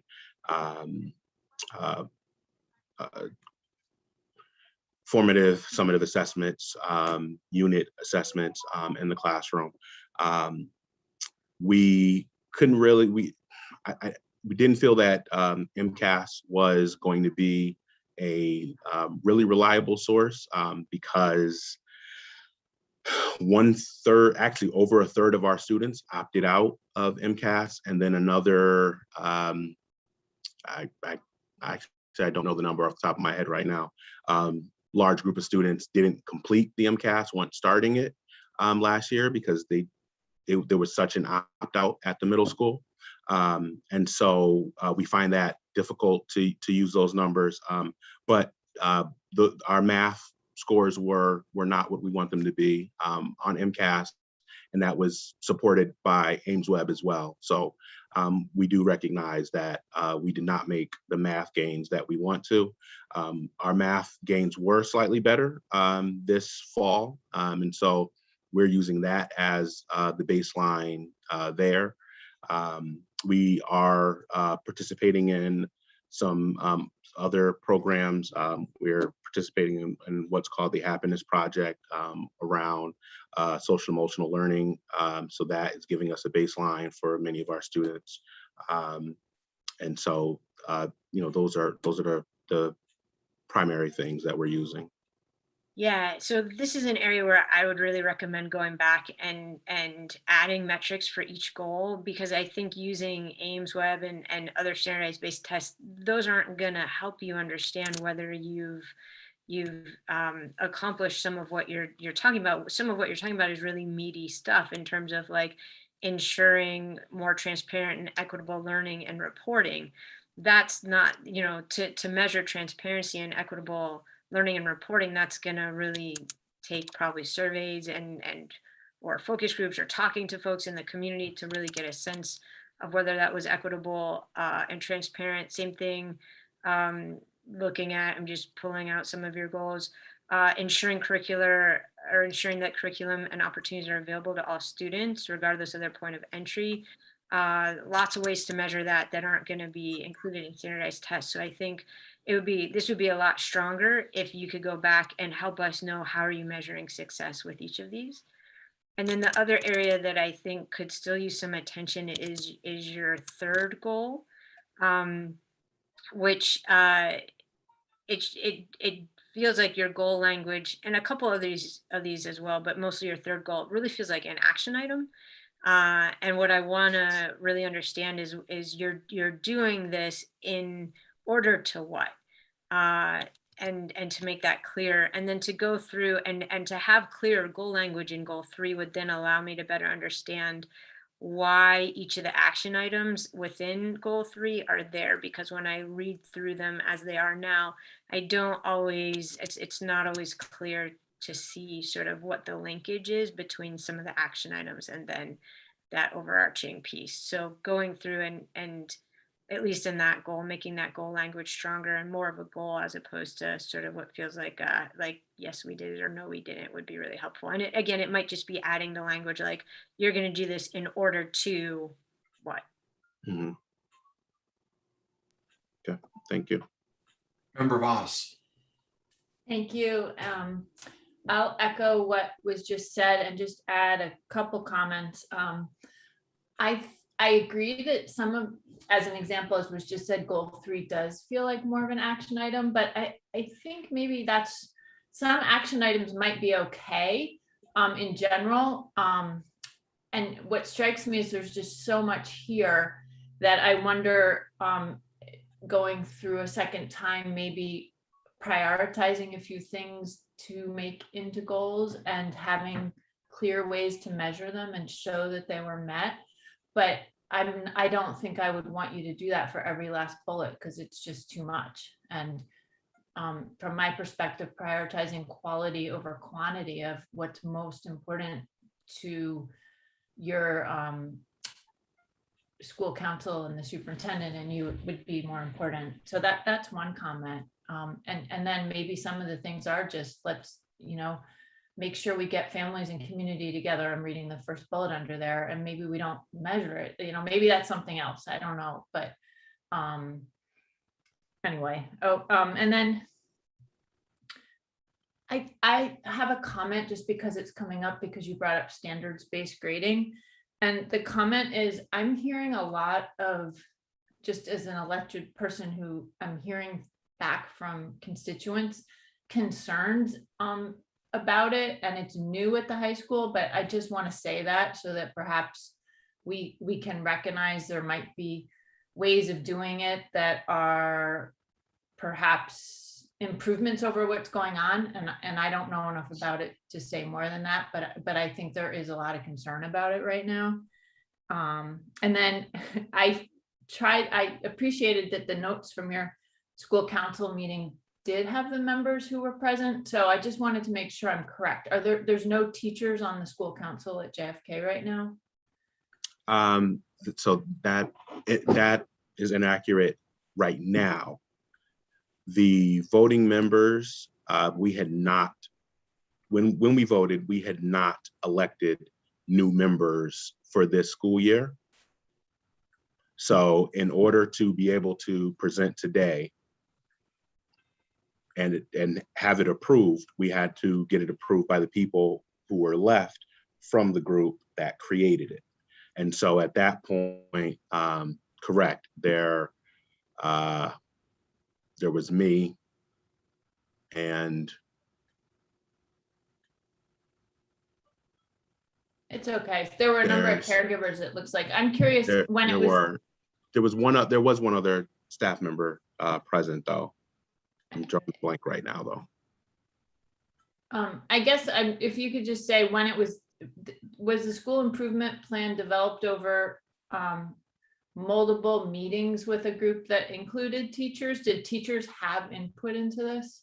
Correct. The teachers who were members at the time, yes. Teacher, counselor, but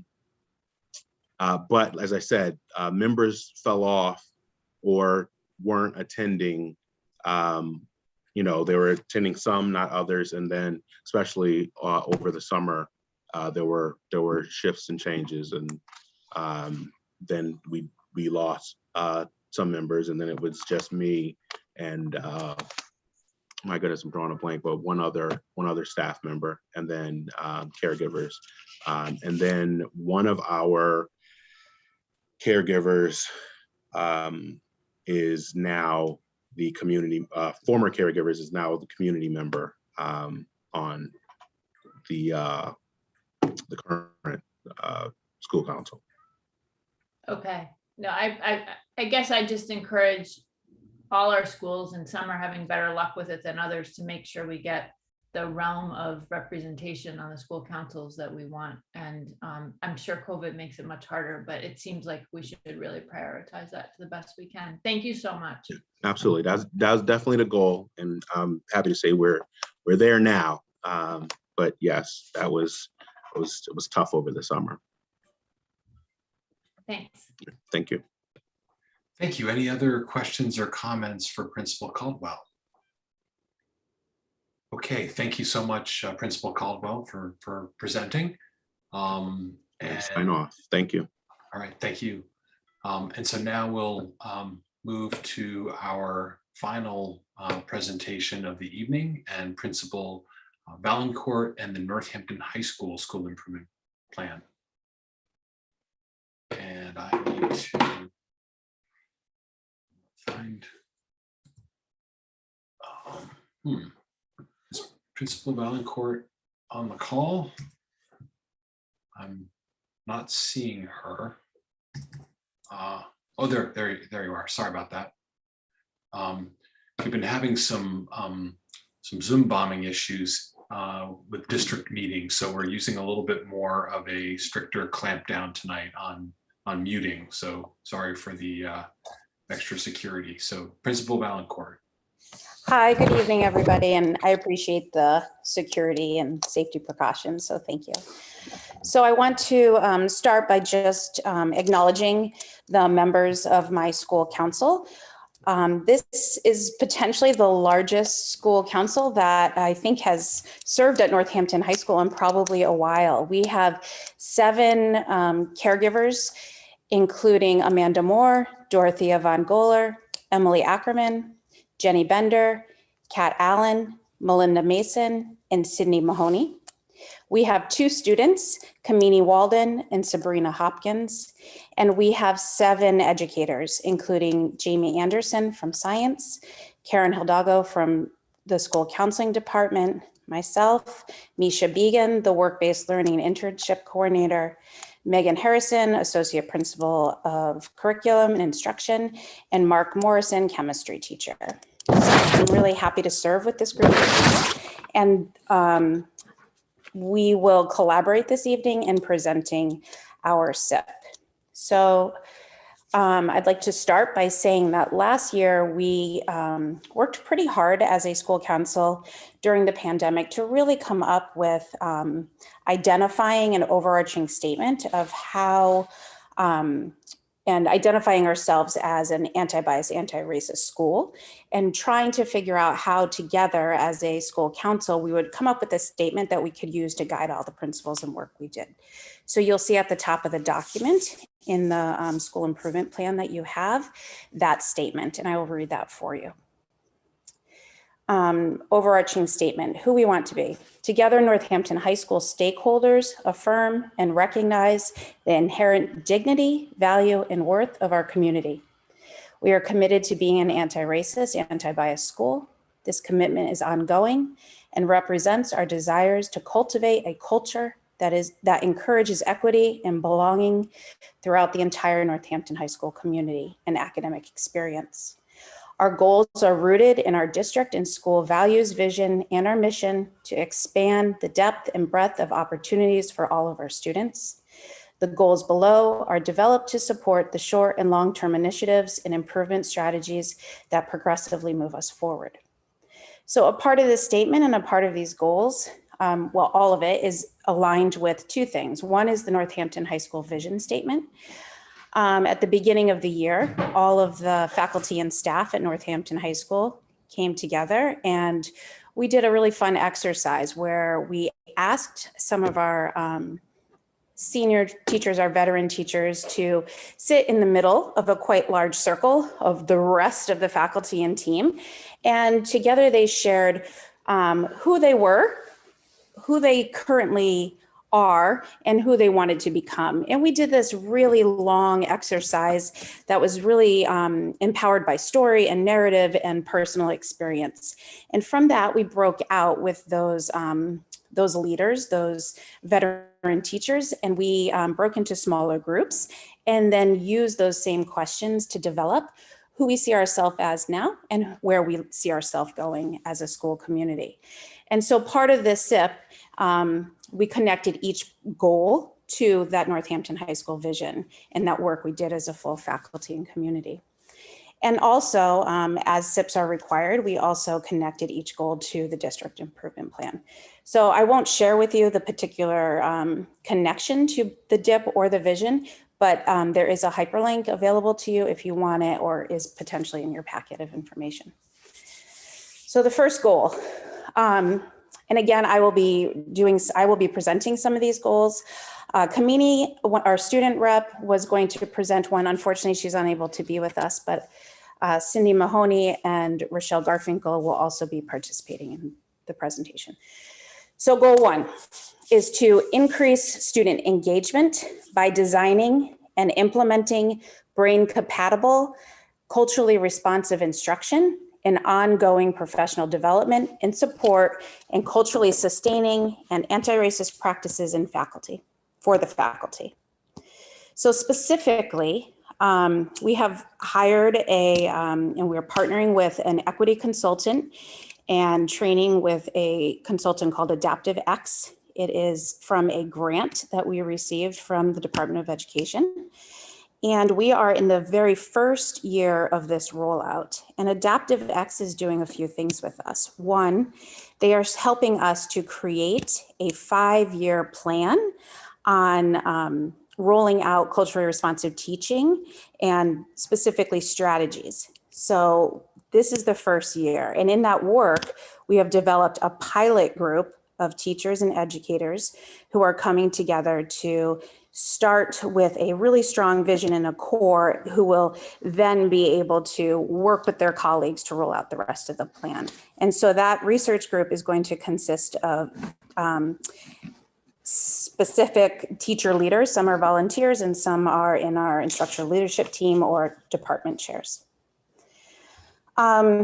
Another action step within this goal is that we are going to document and use culturally responsive pedagogy as measured in the district approved culturally responsive learning walkthrough tool. We have already started and we will continue to participate in a monthly book study. We are using Zaretta Hammond's book, Culture Responsive Teaching and the Brain. So we have already started that. It's a really interesting read, and that will happen for the first semester. Another action step will be to collect data points regarding culturally relevant materials and curriculum and share this with the community each month based on some of those findings. So we're using the 7 forms of bias tool to evaluate the curriculum and resources. And we're working closely with our district curriculum coordinator to help gather that information and that data. We will also begin to create a list of curriculum adjustments and determine if they're appropriate and whether we want to move forward with them and use that information to guide the curriculum work and materials and what needs we have in regards to the budget for next year. And then a part of one of our measures will be to measure student engagement, specifically around this culturally responsive teaching work through the Gallup National Student Poll. So that is our goal number 1. Our goal number 2 is that all Northampton High School staff will create a safe, nurturing, and respectful learning and working environment, resulting in educational experience that supports the whole student, fostered by fostering social, emotional, and rigorous academic skill development through school community. So basically this is doing some of the social emotional learning work that we had planned last year, but really working this year to make sure that we are identifying a very specific curriculum, that we're really trying to take this slow because the work is so important. It's definitely not something that's going to happen in 1 year. So this is like the work that we believe we can get done this year. But again, it's an ongoing process. So for right now, it's really about forming the team, deciding on a tracking tool, analyzing the current data we have in regards to discipline, attendance, participation in sports and athletics, just identifying the tool and the data, really figuring out how we're going to do that so it's meaningful. And then by the end of the year, collecting that baseline data to figure out trends in all those things that I just mentioned, and try to really be transparent about that throughout the school year. So it's, the goal is to be able to post these trends in our newsletters for caregivers and for our staff so we can examine those and look at them together. This social emotional learning team will also work to identify multi-tiered systems of support for all students and to create protocols. And this is really important to my council, so I want to slow down for a second. To really create space and time to be able to hold and host listening sessions, not only for students, but also for caregivers, and to really find time that's intentional, maybe during flex block, maybe during office hours, before school, where we can host and listen to stakeholders share their experience and really just be deep listeners. So that's goal 2. Goal 3, and I'm going to invite Cindy Mahoney. Can we unmute her? Is that possible? I've done that. Okay. Cindy, do you want to share goal 3? Sure, thank you. And thank you for allowing me to speak. So communication is a central theme to goal 3. And as Principal Caldwell said, it's communication to and from caregivers in the school, not just out from the school, but also in from the families. So that's why the SIP goal 3, increase two-way communication and family engagement opportunities and access at Northampton High. So the high school vision is we want to be a connected, united, compassionate, and joyful community. We want to be an equitable, anti-racist, anti-biased institution for students and staff.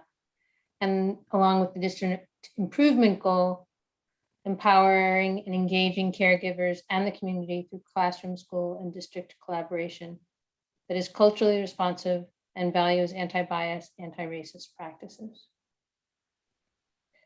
The action steps, as you can see, school counselors will engage in two-way communication with 100% of caregivers and students at least 2 times per year in an individualized setting.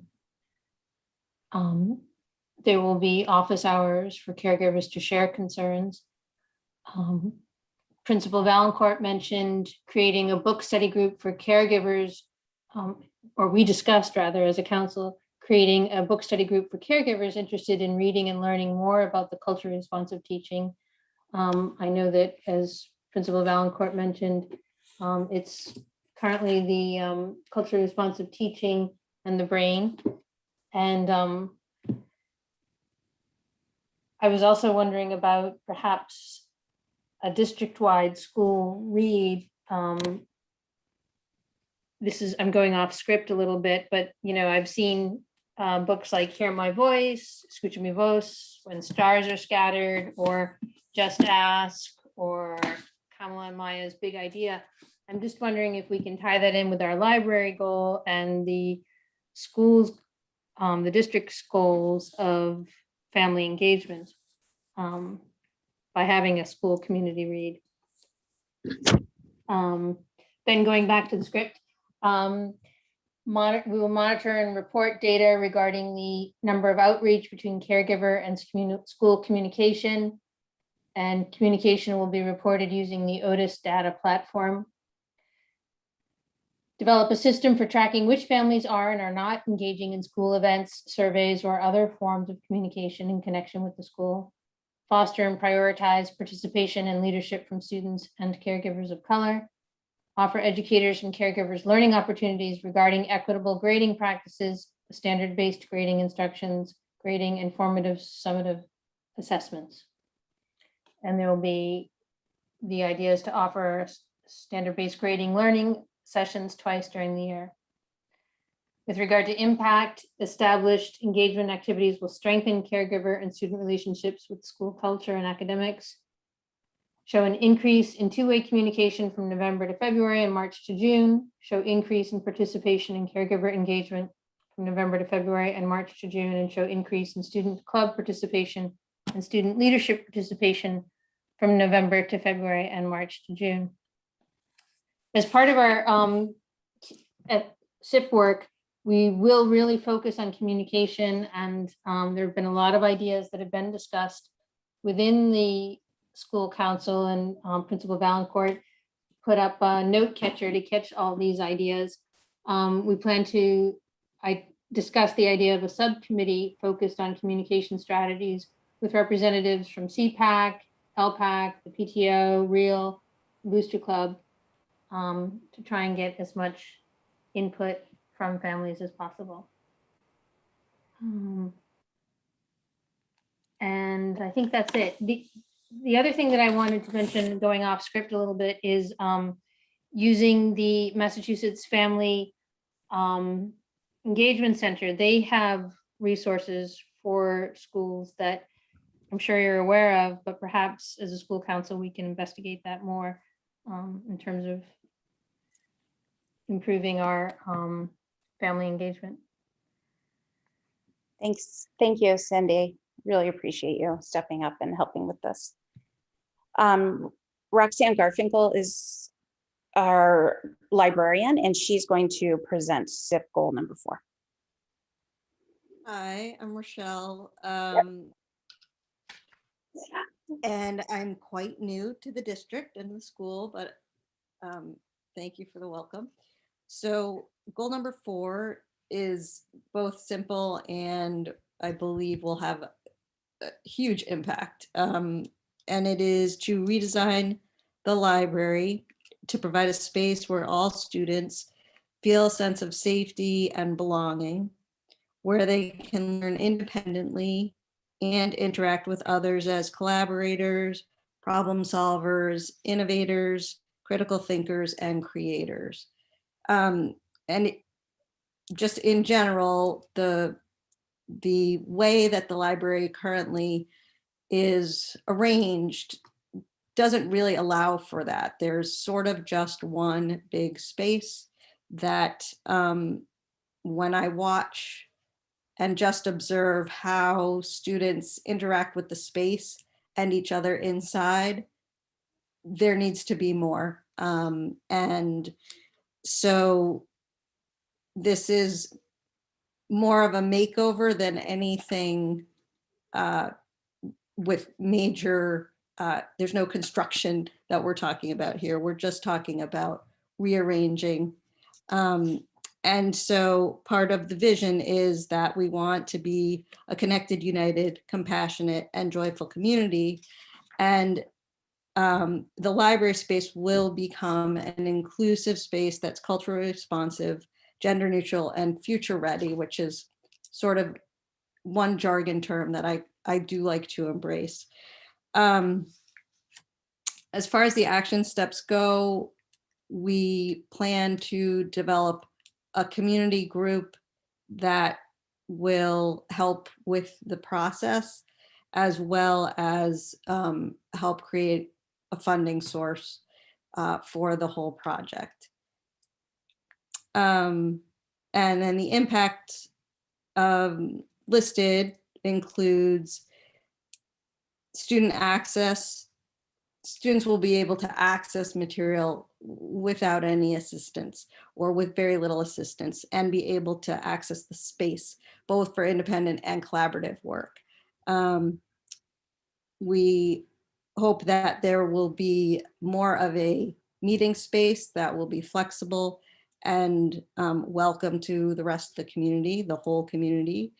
There will be a workspace for students to work together in meaningful ways and share content and make meaning in that way, as well as safe space for social emotional growth and skill work, which I have to say is already happening.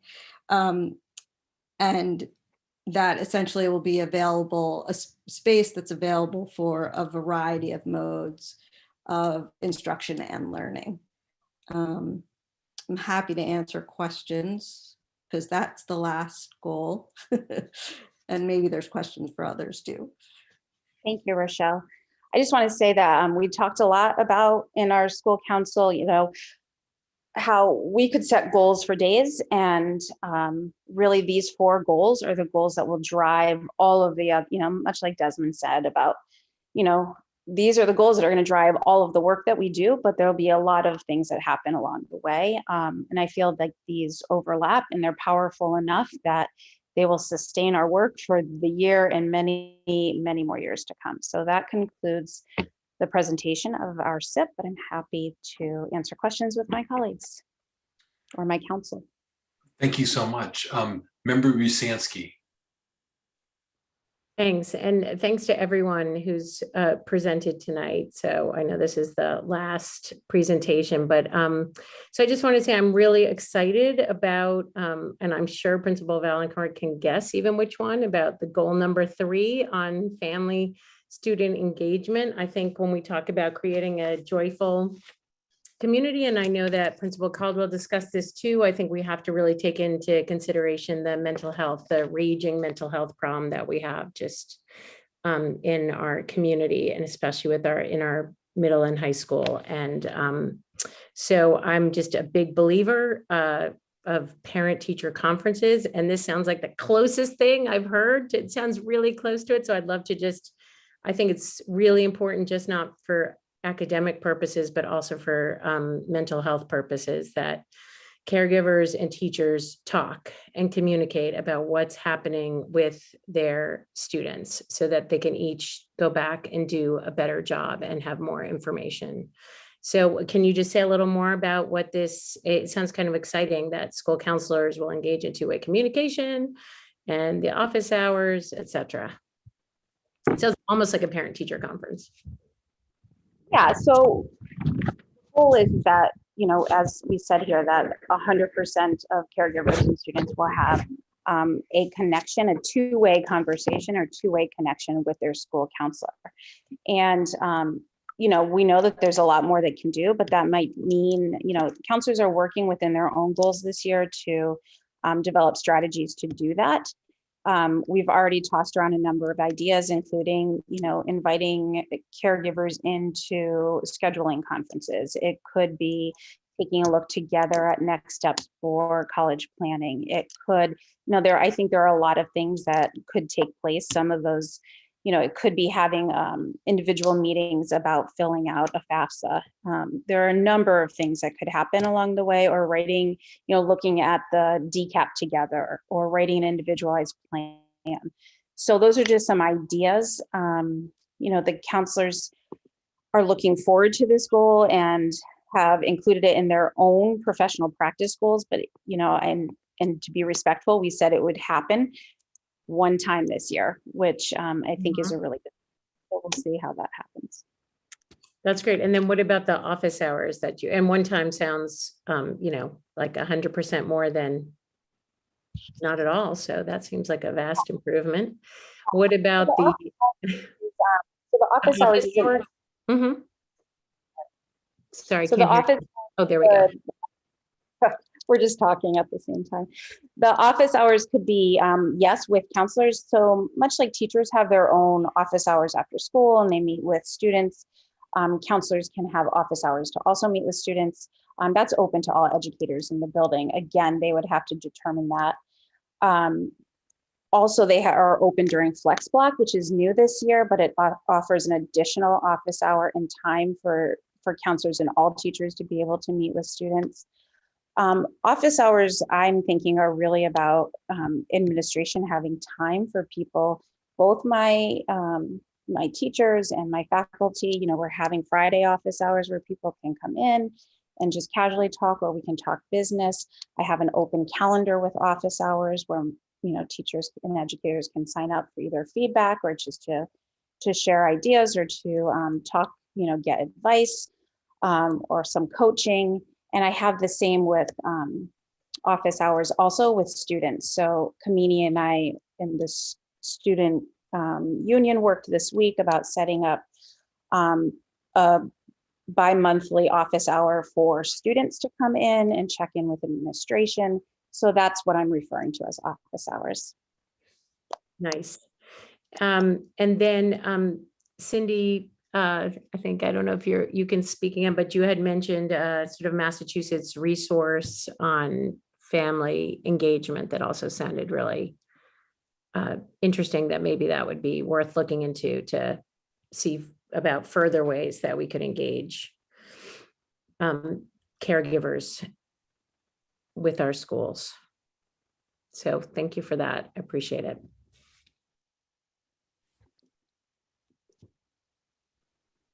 Thanks. Okay, are there any other, member Gold? My question is a general one, so I don't know if Member Levy has one specific to NHS. So I can pass to that one and then come back. Member Levy. Thanks. I do have a question specific to this one. I'll reiterate my gratitude for the thought that clearly went into this, and I especially really like the format of this. It's really, really compelling, and I especially like the values piece, the value statements. My biggest question for this one is with goal number 4.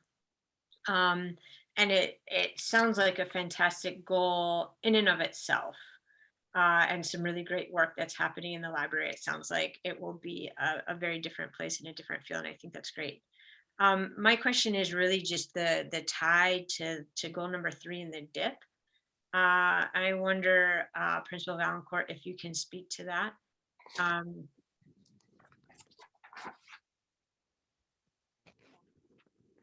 Yeah, and I'd love to do that in collaboration with Rochelle as well.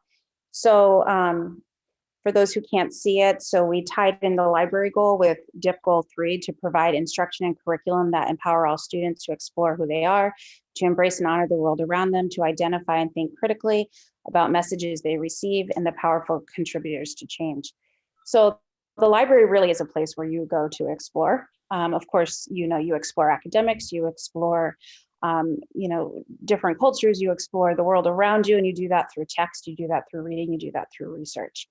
And so the library is a space that we want students to be able to go to and have access to as many materials and as many instructional resources as they can to be able to explore all of these things.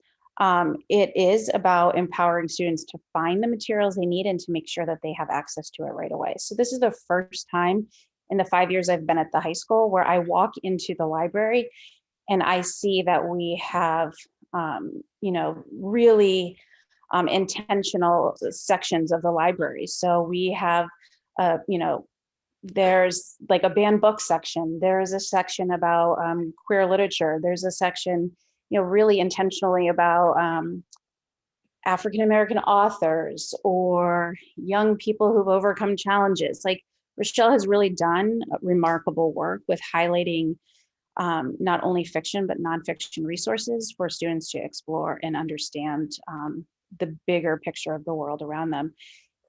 She has, and Rochelle, I'll let you chime in here and add to that if you would like. Yeah, I think to me, it's just the perfect goal to tie into, because I see the library as an extension of the classroom, and in a way, but that students actually interact with each other differently when they're in the library. And so it really allows the critical thinking and the conversations that sometimes do obviously happen in the classroom, but can happen more so in the library, and allow them to really sort of use the space to talk and to think and to create change. And so it's not just the materials, but the environment that we create so that those spaces are available for them. But it is also about the materials and the resources, for sure. Yeah, thank you both so much for articulating that. And it makes sense. My concern is that, if those materials are made available to students without the curricular pushes to include them in the classroom, the students who will likely seek them out are the certainly students who need them and will benefit from them. But I wonder, will all students be encouraged and challenged to engage in that discourse the way the DIP is encouraging all students to do? So I heard you, Principal Valancourt, that this SIP is these are overarching goals, and that there's a lot more work that's happening. This isn't it. And it's my sincere hope that there's a lot more happening towards that goal 3 in the DIP. This is certainly one small piece of it, but I'm hopeful that there's a lot more that's both curricularly encouraging students towards these resources that sound fantastic in the library, and also engaging students in the discourse that's described in the DIP as well. Yeah, if I can just respond, that you're speaking my language. Absolutely. So that is also connected to goal 1, which is really looking at the resources that are being used in each classroom, specifically the textbooks, the articles, the prompts that are happening in class, but all of that tool that we use, the 7 forms of bias tool that we use, is really working intentionally to look at our curriculum, make sure it's meeting the needs or being accessed by all students, and is offering all students that opportunity to explore the world around them, to think critically, and to be contributors of change. So I think they definitely overlap, and I appreciate you pointing that out. Great. Thank you. Member Voss, did you have a question about the NHS plan? Yeah, I think I'll just make a quick comment, and there may be a question in it. Thank you for sharing the makeup of the school council. And I guess I just want to point out and conclude, and this is more general, it sounded like there were 2 teachers on it, and from the names that you named, if I'm wrong, feel free to correct me. And I totally get it during COVID. This is really hard for people to find time for things. Yeah, there are 7 educators member boss there. And so the makeup for a school council is 7 educators. They do not need to be licensed teachers. They can be an assortment of ESPs or licensed staff as long as it's approved by the school. But I do have 7. Ed Stone, counselor; Jamie Anderson, teacher; Karen Hidalgo, counselor; Misha Began, teacher, work-based learning coordinator; Megan Harrison, Mark Morrison, counselor. So we do have 7. That's great. And what I was actually trying to say is I get it across all our schools. It's very hard to get people to find time right now, largely because of COVID. But I think it's just really important for us all, or for all the schools, to try hard to engage as many more teachers than I get the sense are, and you're right, educators, but people who are interacting in classrooms with students day to day seem to me to be a piece that is not as well represented as it might be, and community members. And the reason for that is these school councils weigh in for budget decisions. They bring different perspectives, and having different perspectives present at the school council meetings is super important. So it's not, this is just general. And I think some of the schools have had a better run at it than others. And I just hope we can keep encouraging that as a priority. And thank you. Thank you all. I'm not trying to fault anyone. I know it's super hard on Zoom. People don't have time because their kids have hardly been in school. I understand that. But I think just moving forward, it makes a lot of sense to try to prioritize that more than we've been able to in the last 1.5 to 2 years. Thanks. Thank you. Okay, back to Member Gold. Member Gold, you had it sounded like a more overarching comment or question. Yeah, question. And again, yeah, thanks to everybody. Dr. Provost, and it's also for the principals. I wonder, has there, and I'm sorry if it's already been in previous years, has there been an effort to say that there's going to be like one template or format for all the school improvement plans to ensure that it encompasses, something throughout the whole community? I really agree with what Member Levy was saying about, how some formats are, more conducive than the others. I really was before talking about like the process of it and all that. But anyway, I wonder, is that something that has been talked about, Dr. Provost? And I wonder what the principal's thoughts are on that, if there was like an agreed upon template that was used in all the schools. So that has been part of the discussion in the past. We have not mandated a specific form that need to be used by all schools, although I know that schools have shared their models with each other quite a bit.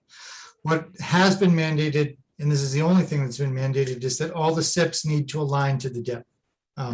Because really the important part of this is creating coherence within the district in the goals and objectives we're following. It's not about trying to make sure that everyone fills out the same form in the same way. I mean, if that was the case, and I've been in places where basically central office pre-fills them out and sends them back down to the school for their, rubber stamp process.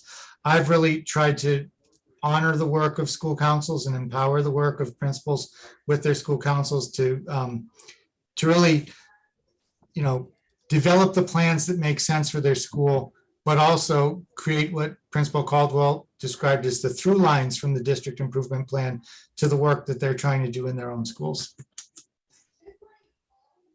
Okay, I guess, and if any of the principals want to share anything, I'd love to hear. But I guess for me, I don't necessarily think it needs to be something that's pre-filled, but just in a presentation so that you can actually understand across the schools what are the goals, what are the metrics or the targets that are being used.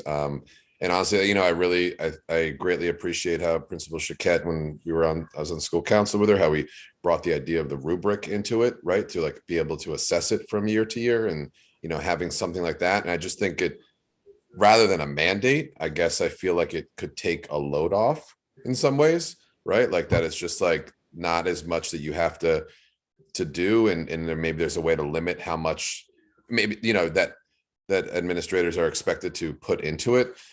Because there's a whole job besides writing a school improvement plan that they have to do, right? Like, so in a way, this is like an and more for schools, and it's hard to do. So I don't know. I wonder what the other principals' thoughts are on this, if they want to share it, or could also just pass on it, whatever.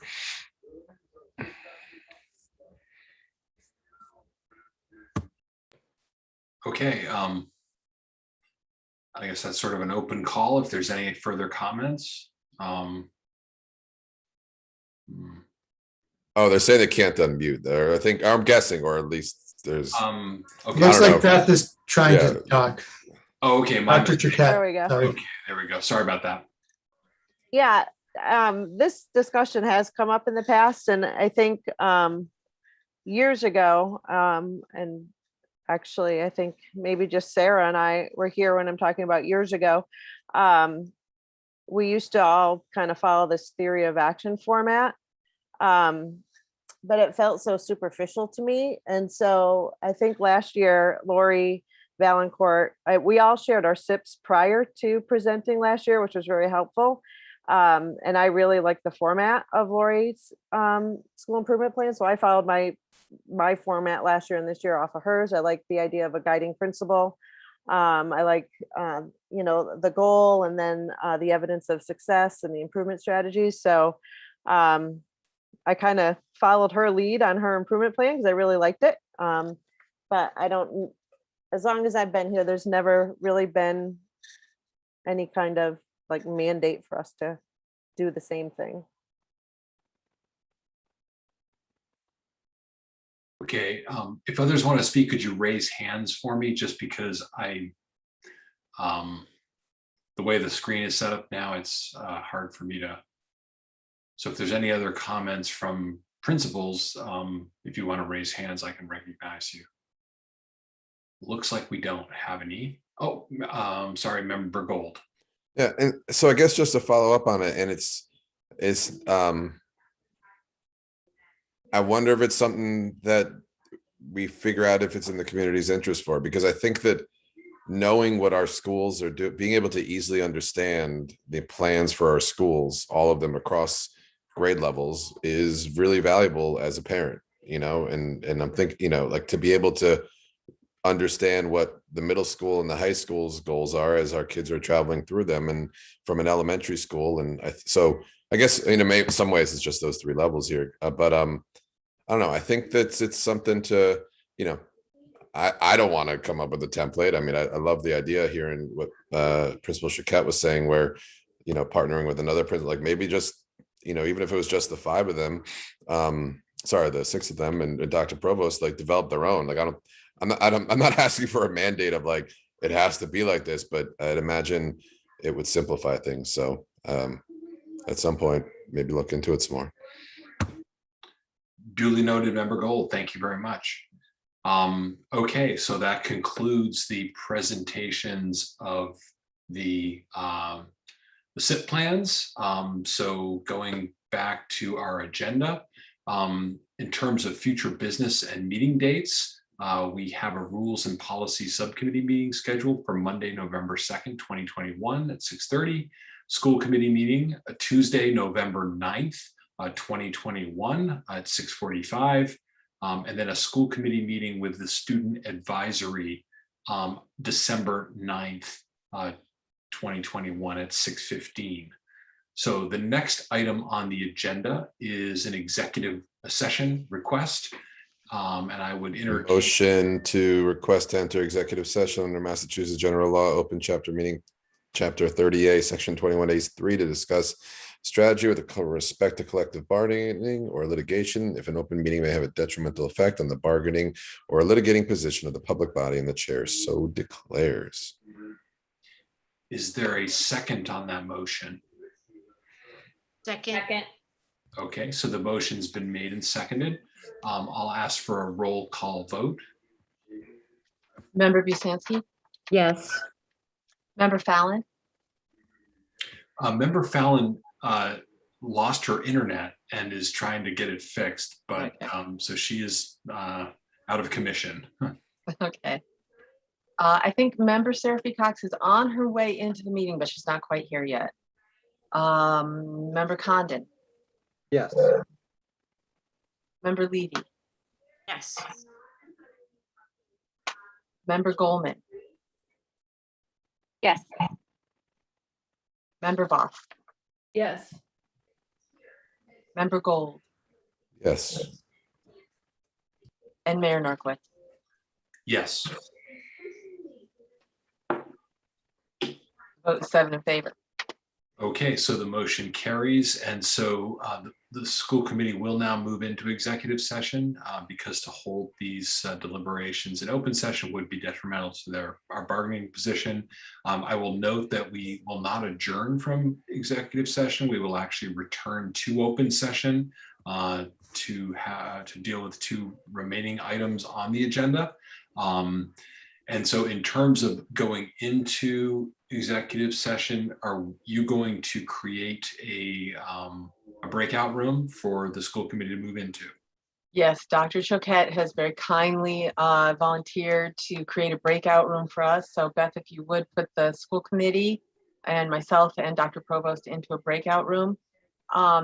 I believe that member Seraphy Cox will be on her way in, as well as member Fallon. So when they come in, you could put them in the breakout room.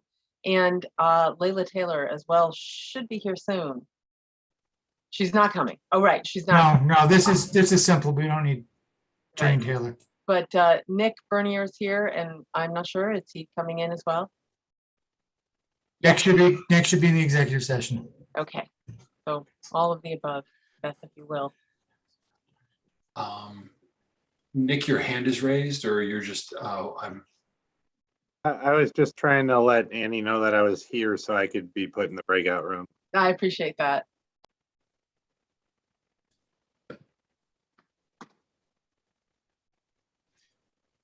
Do we have to do any?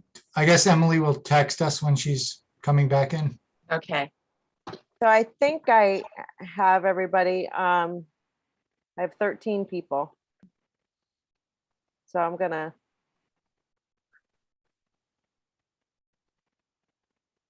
Okay, thank you.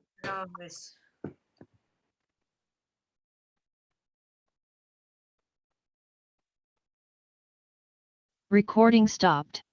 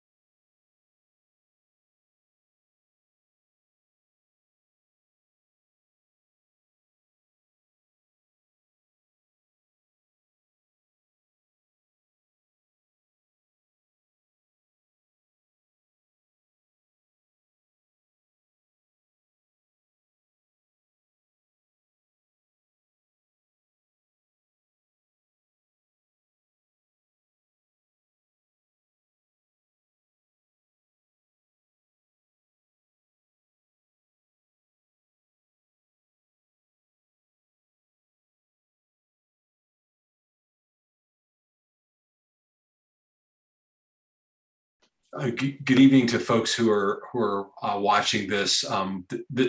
We're returning to open session. The Northampton School Committee is returning to open session at our October 28th, 2021 meeting. We've been in executive session, and we have a couple of items left on the agenda, only one of which we'll be taking up. And so I would move to item 5 on our agenda. And the first item is a vote to ratify a memorandum of agreement related to a prohibited practice settlement. And I would accept a motion to approve that. So moved. Is there a second? Second. Okay, is there any? I had my hand up, I'm sorry, before you did this. Oh. Okay. I need to, let's vote on this, but I need to make a statement that would be vague about the thing we're not voting on before we end our meeting. I have a concern, and it's about the other thing, so we can vote on this, but I need airtime to say something. Okay. All right. Well, certainly there would need to be a motion to adjourn before we left the Yep. meeting. So, Yep. So I will ask the clerk to call the roll on the motion. Member Goldman, Yes. Member Voss, Yes.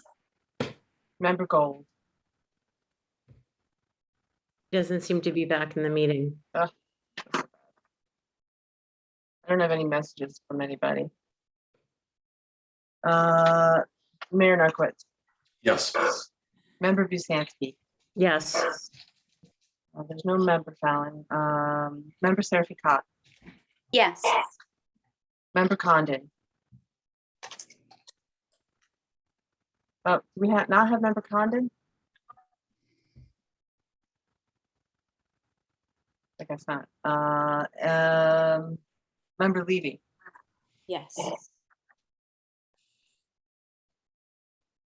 Vote is 7 in favor. Okay, 7 in favor. Okay, so so that concludes item 5. And so there was one other item listed on the agenda, which I believe we are not going to take up this evening. Member Voss, you have a question? I know. And I'm gonna actually tell you, there was a time, a long time ago, when Member Downey Meyer had us go back into executive session because he realized something. And I just realized something that I really think Mayor and others are gonna agree with, and I can vaguely say it out here, or we can go quickly into an executive session, but I think it's very important, actually. Is it related to the thing that we It just is approved? very related to the thing. That we just approved? No, it's related to the thing that we said we're not continuing. taking up, but what do you want me to say? Do you want me to say it? We can go in and break. If you think it's, I don't know, if you think it's something that should be said in executive session, I would prefer to not say it in open session. I will say it vaguely. I think there's part of what we're not, yeah, I'd like to go into executive session for 1 minute. Okay. I think it's actually very important. I'm not trying to drag the meeting on. I would really like to be done too. Okay. If you make me a co-host, I'll put you all in a breakout room and I won't end the meeting. Okay. I think, Member Voss, we need a motion if that is what you. Okay, sure. I'd like to make a motion, thank you, to go into executive session, and I'm looking for the wording. If anyone has it, feel free to jump ahead of me. I'm trying to get the agenda. To enter executive session under Massachusetts General Law, Open Meeting, Chapter 30A, Section 21A3, to discuss strategy with respect to collective bargaining or litigation if an open meeting may have a detrimental effect on the bargaining or litigating position of the public body, and the chair so declares. Second. Member Voss, Yes. Mayor Narcoitz, Yes. Member Busansky, Yes. Member Seraphy Cox, Yes. Member Condon, I don't think we have him. Do we? No. Member Levy, Yes. and Member Goldman. Yes. The vote is 6 in favor. Okay, so I need to let the public know that we're going back into executive session, and we'll return to open session, and formally adjourn from open session. Do we have somebody keeping this meeting going? I don't think it matters. I think we can. It'll keep going, I It'll think. keep going. Yep. Okay. All right. So we will now move into executive session, and we'll be back shortly. Annie, can you let Paula into the meeting? She is in the waiting room. I see her. I got her. Yeah. She's coming in. Okay, thank you. Yeah.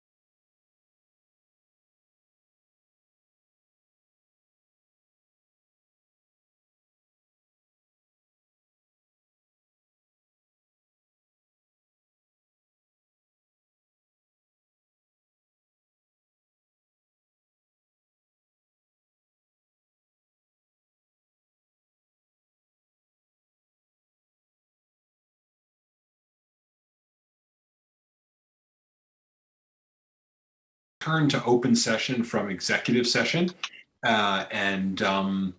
We have completed the business on the agenda that we will be able to complete for tonight. So I would entertain a motion then to adjourn the meeting of the school committee. Motion to adjourn. Second. Okay, I'll ask the clerk to call the roll. Member Busansky, Yes. Member Seraphy Cox, Yes. Member Levy, Yes. Member Goldman, Yes. Member Voss, Yes. and Mayor Narcoitz. Yes. The vote is 6 in favor. Okay, so the motion carries and the October 28th, 2021 meeting of the Northampton School Committee is hereby adjourned. Thank you, everyone, and have a good evening.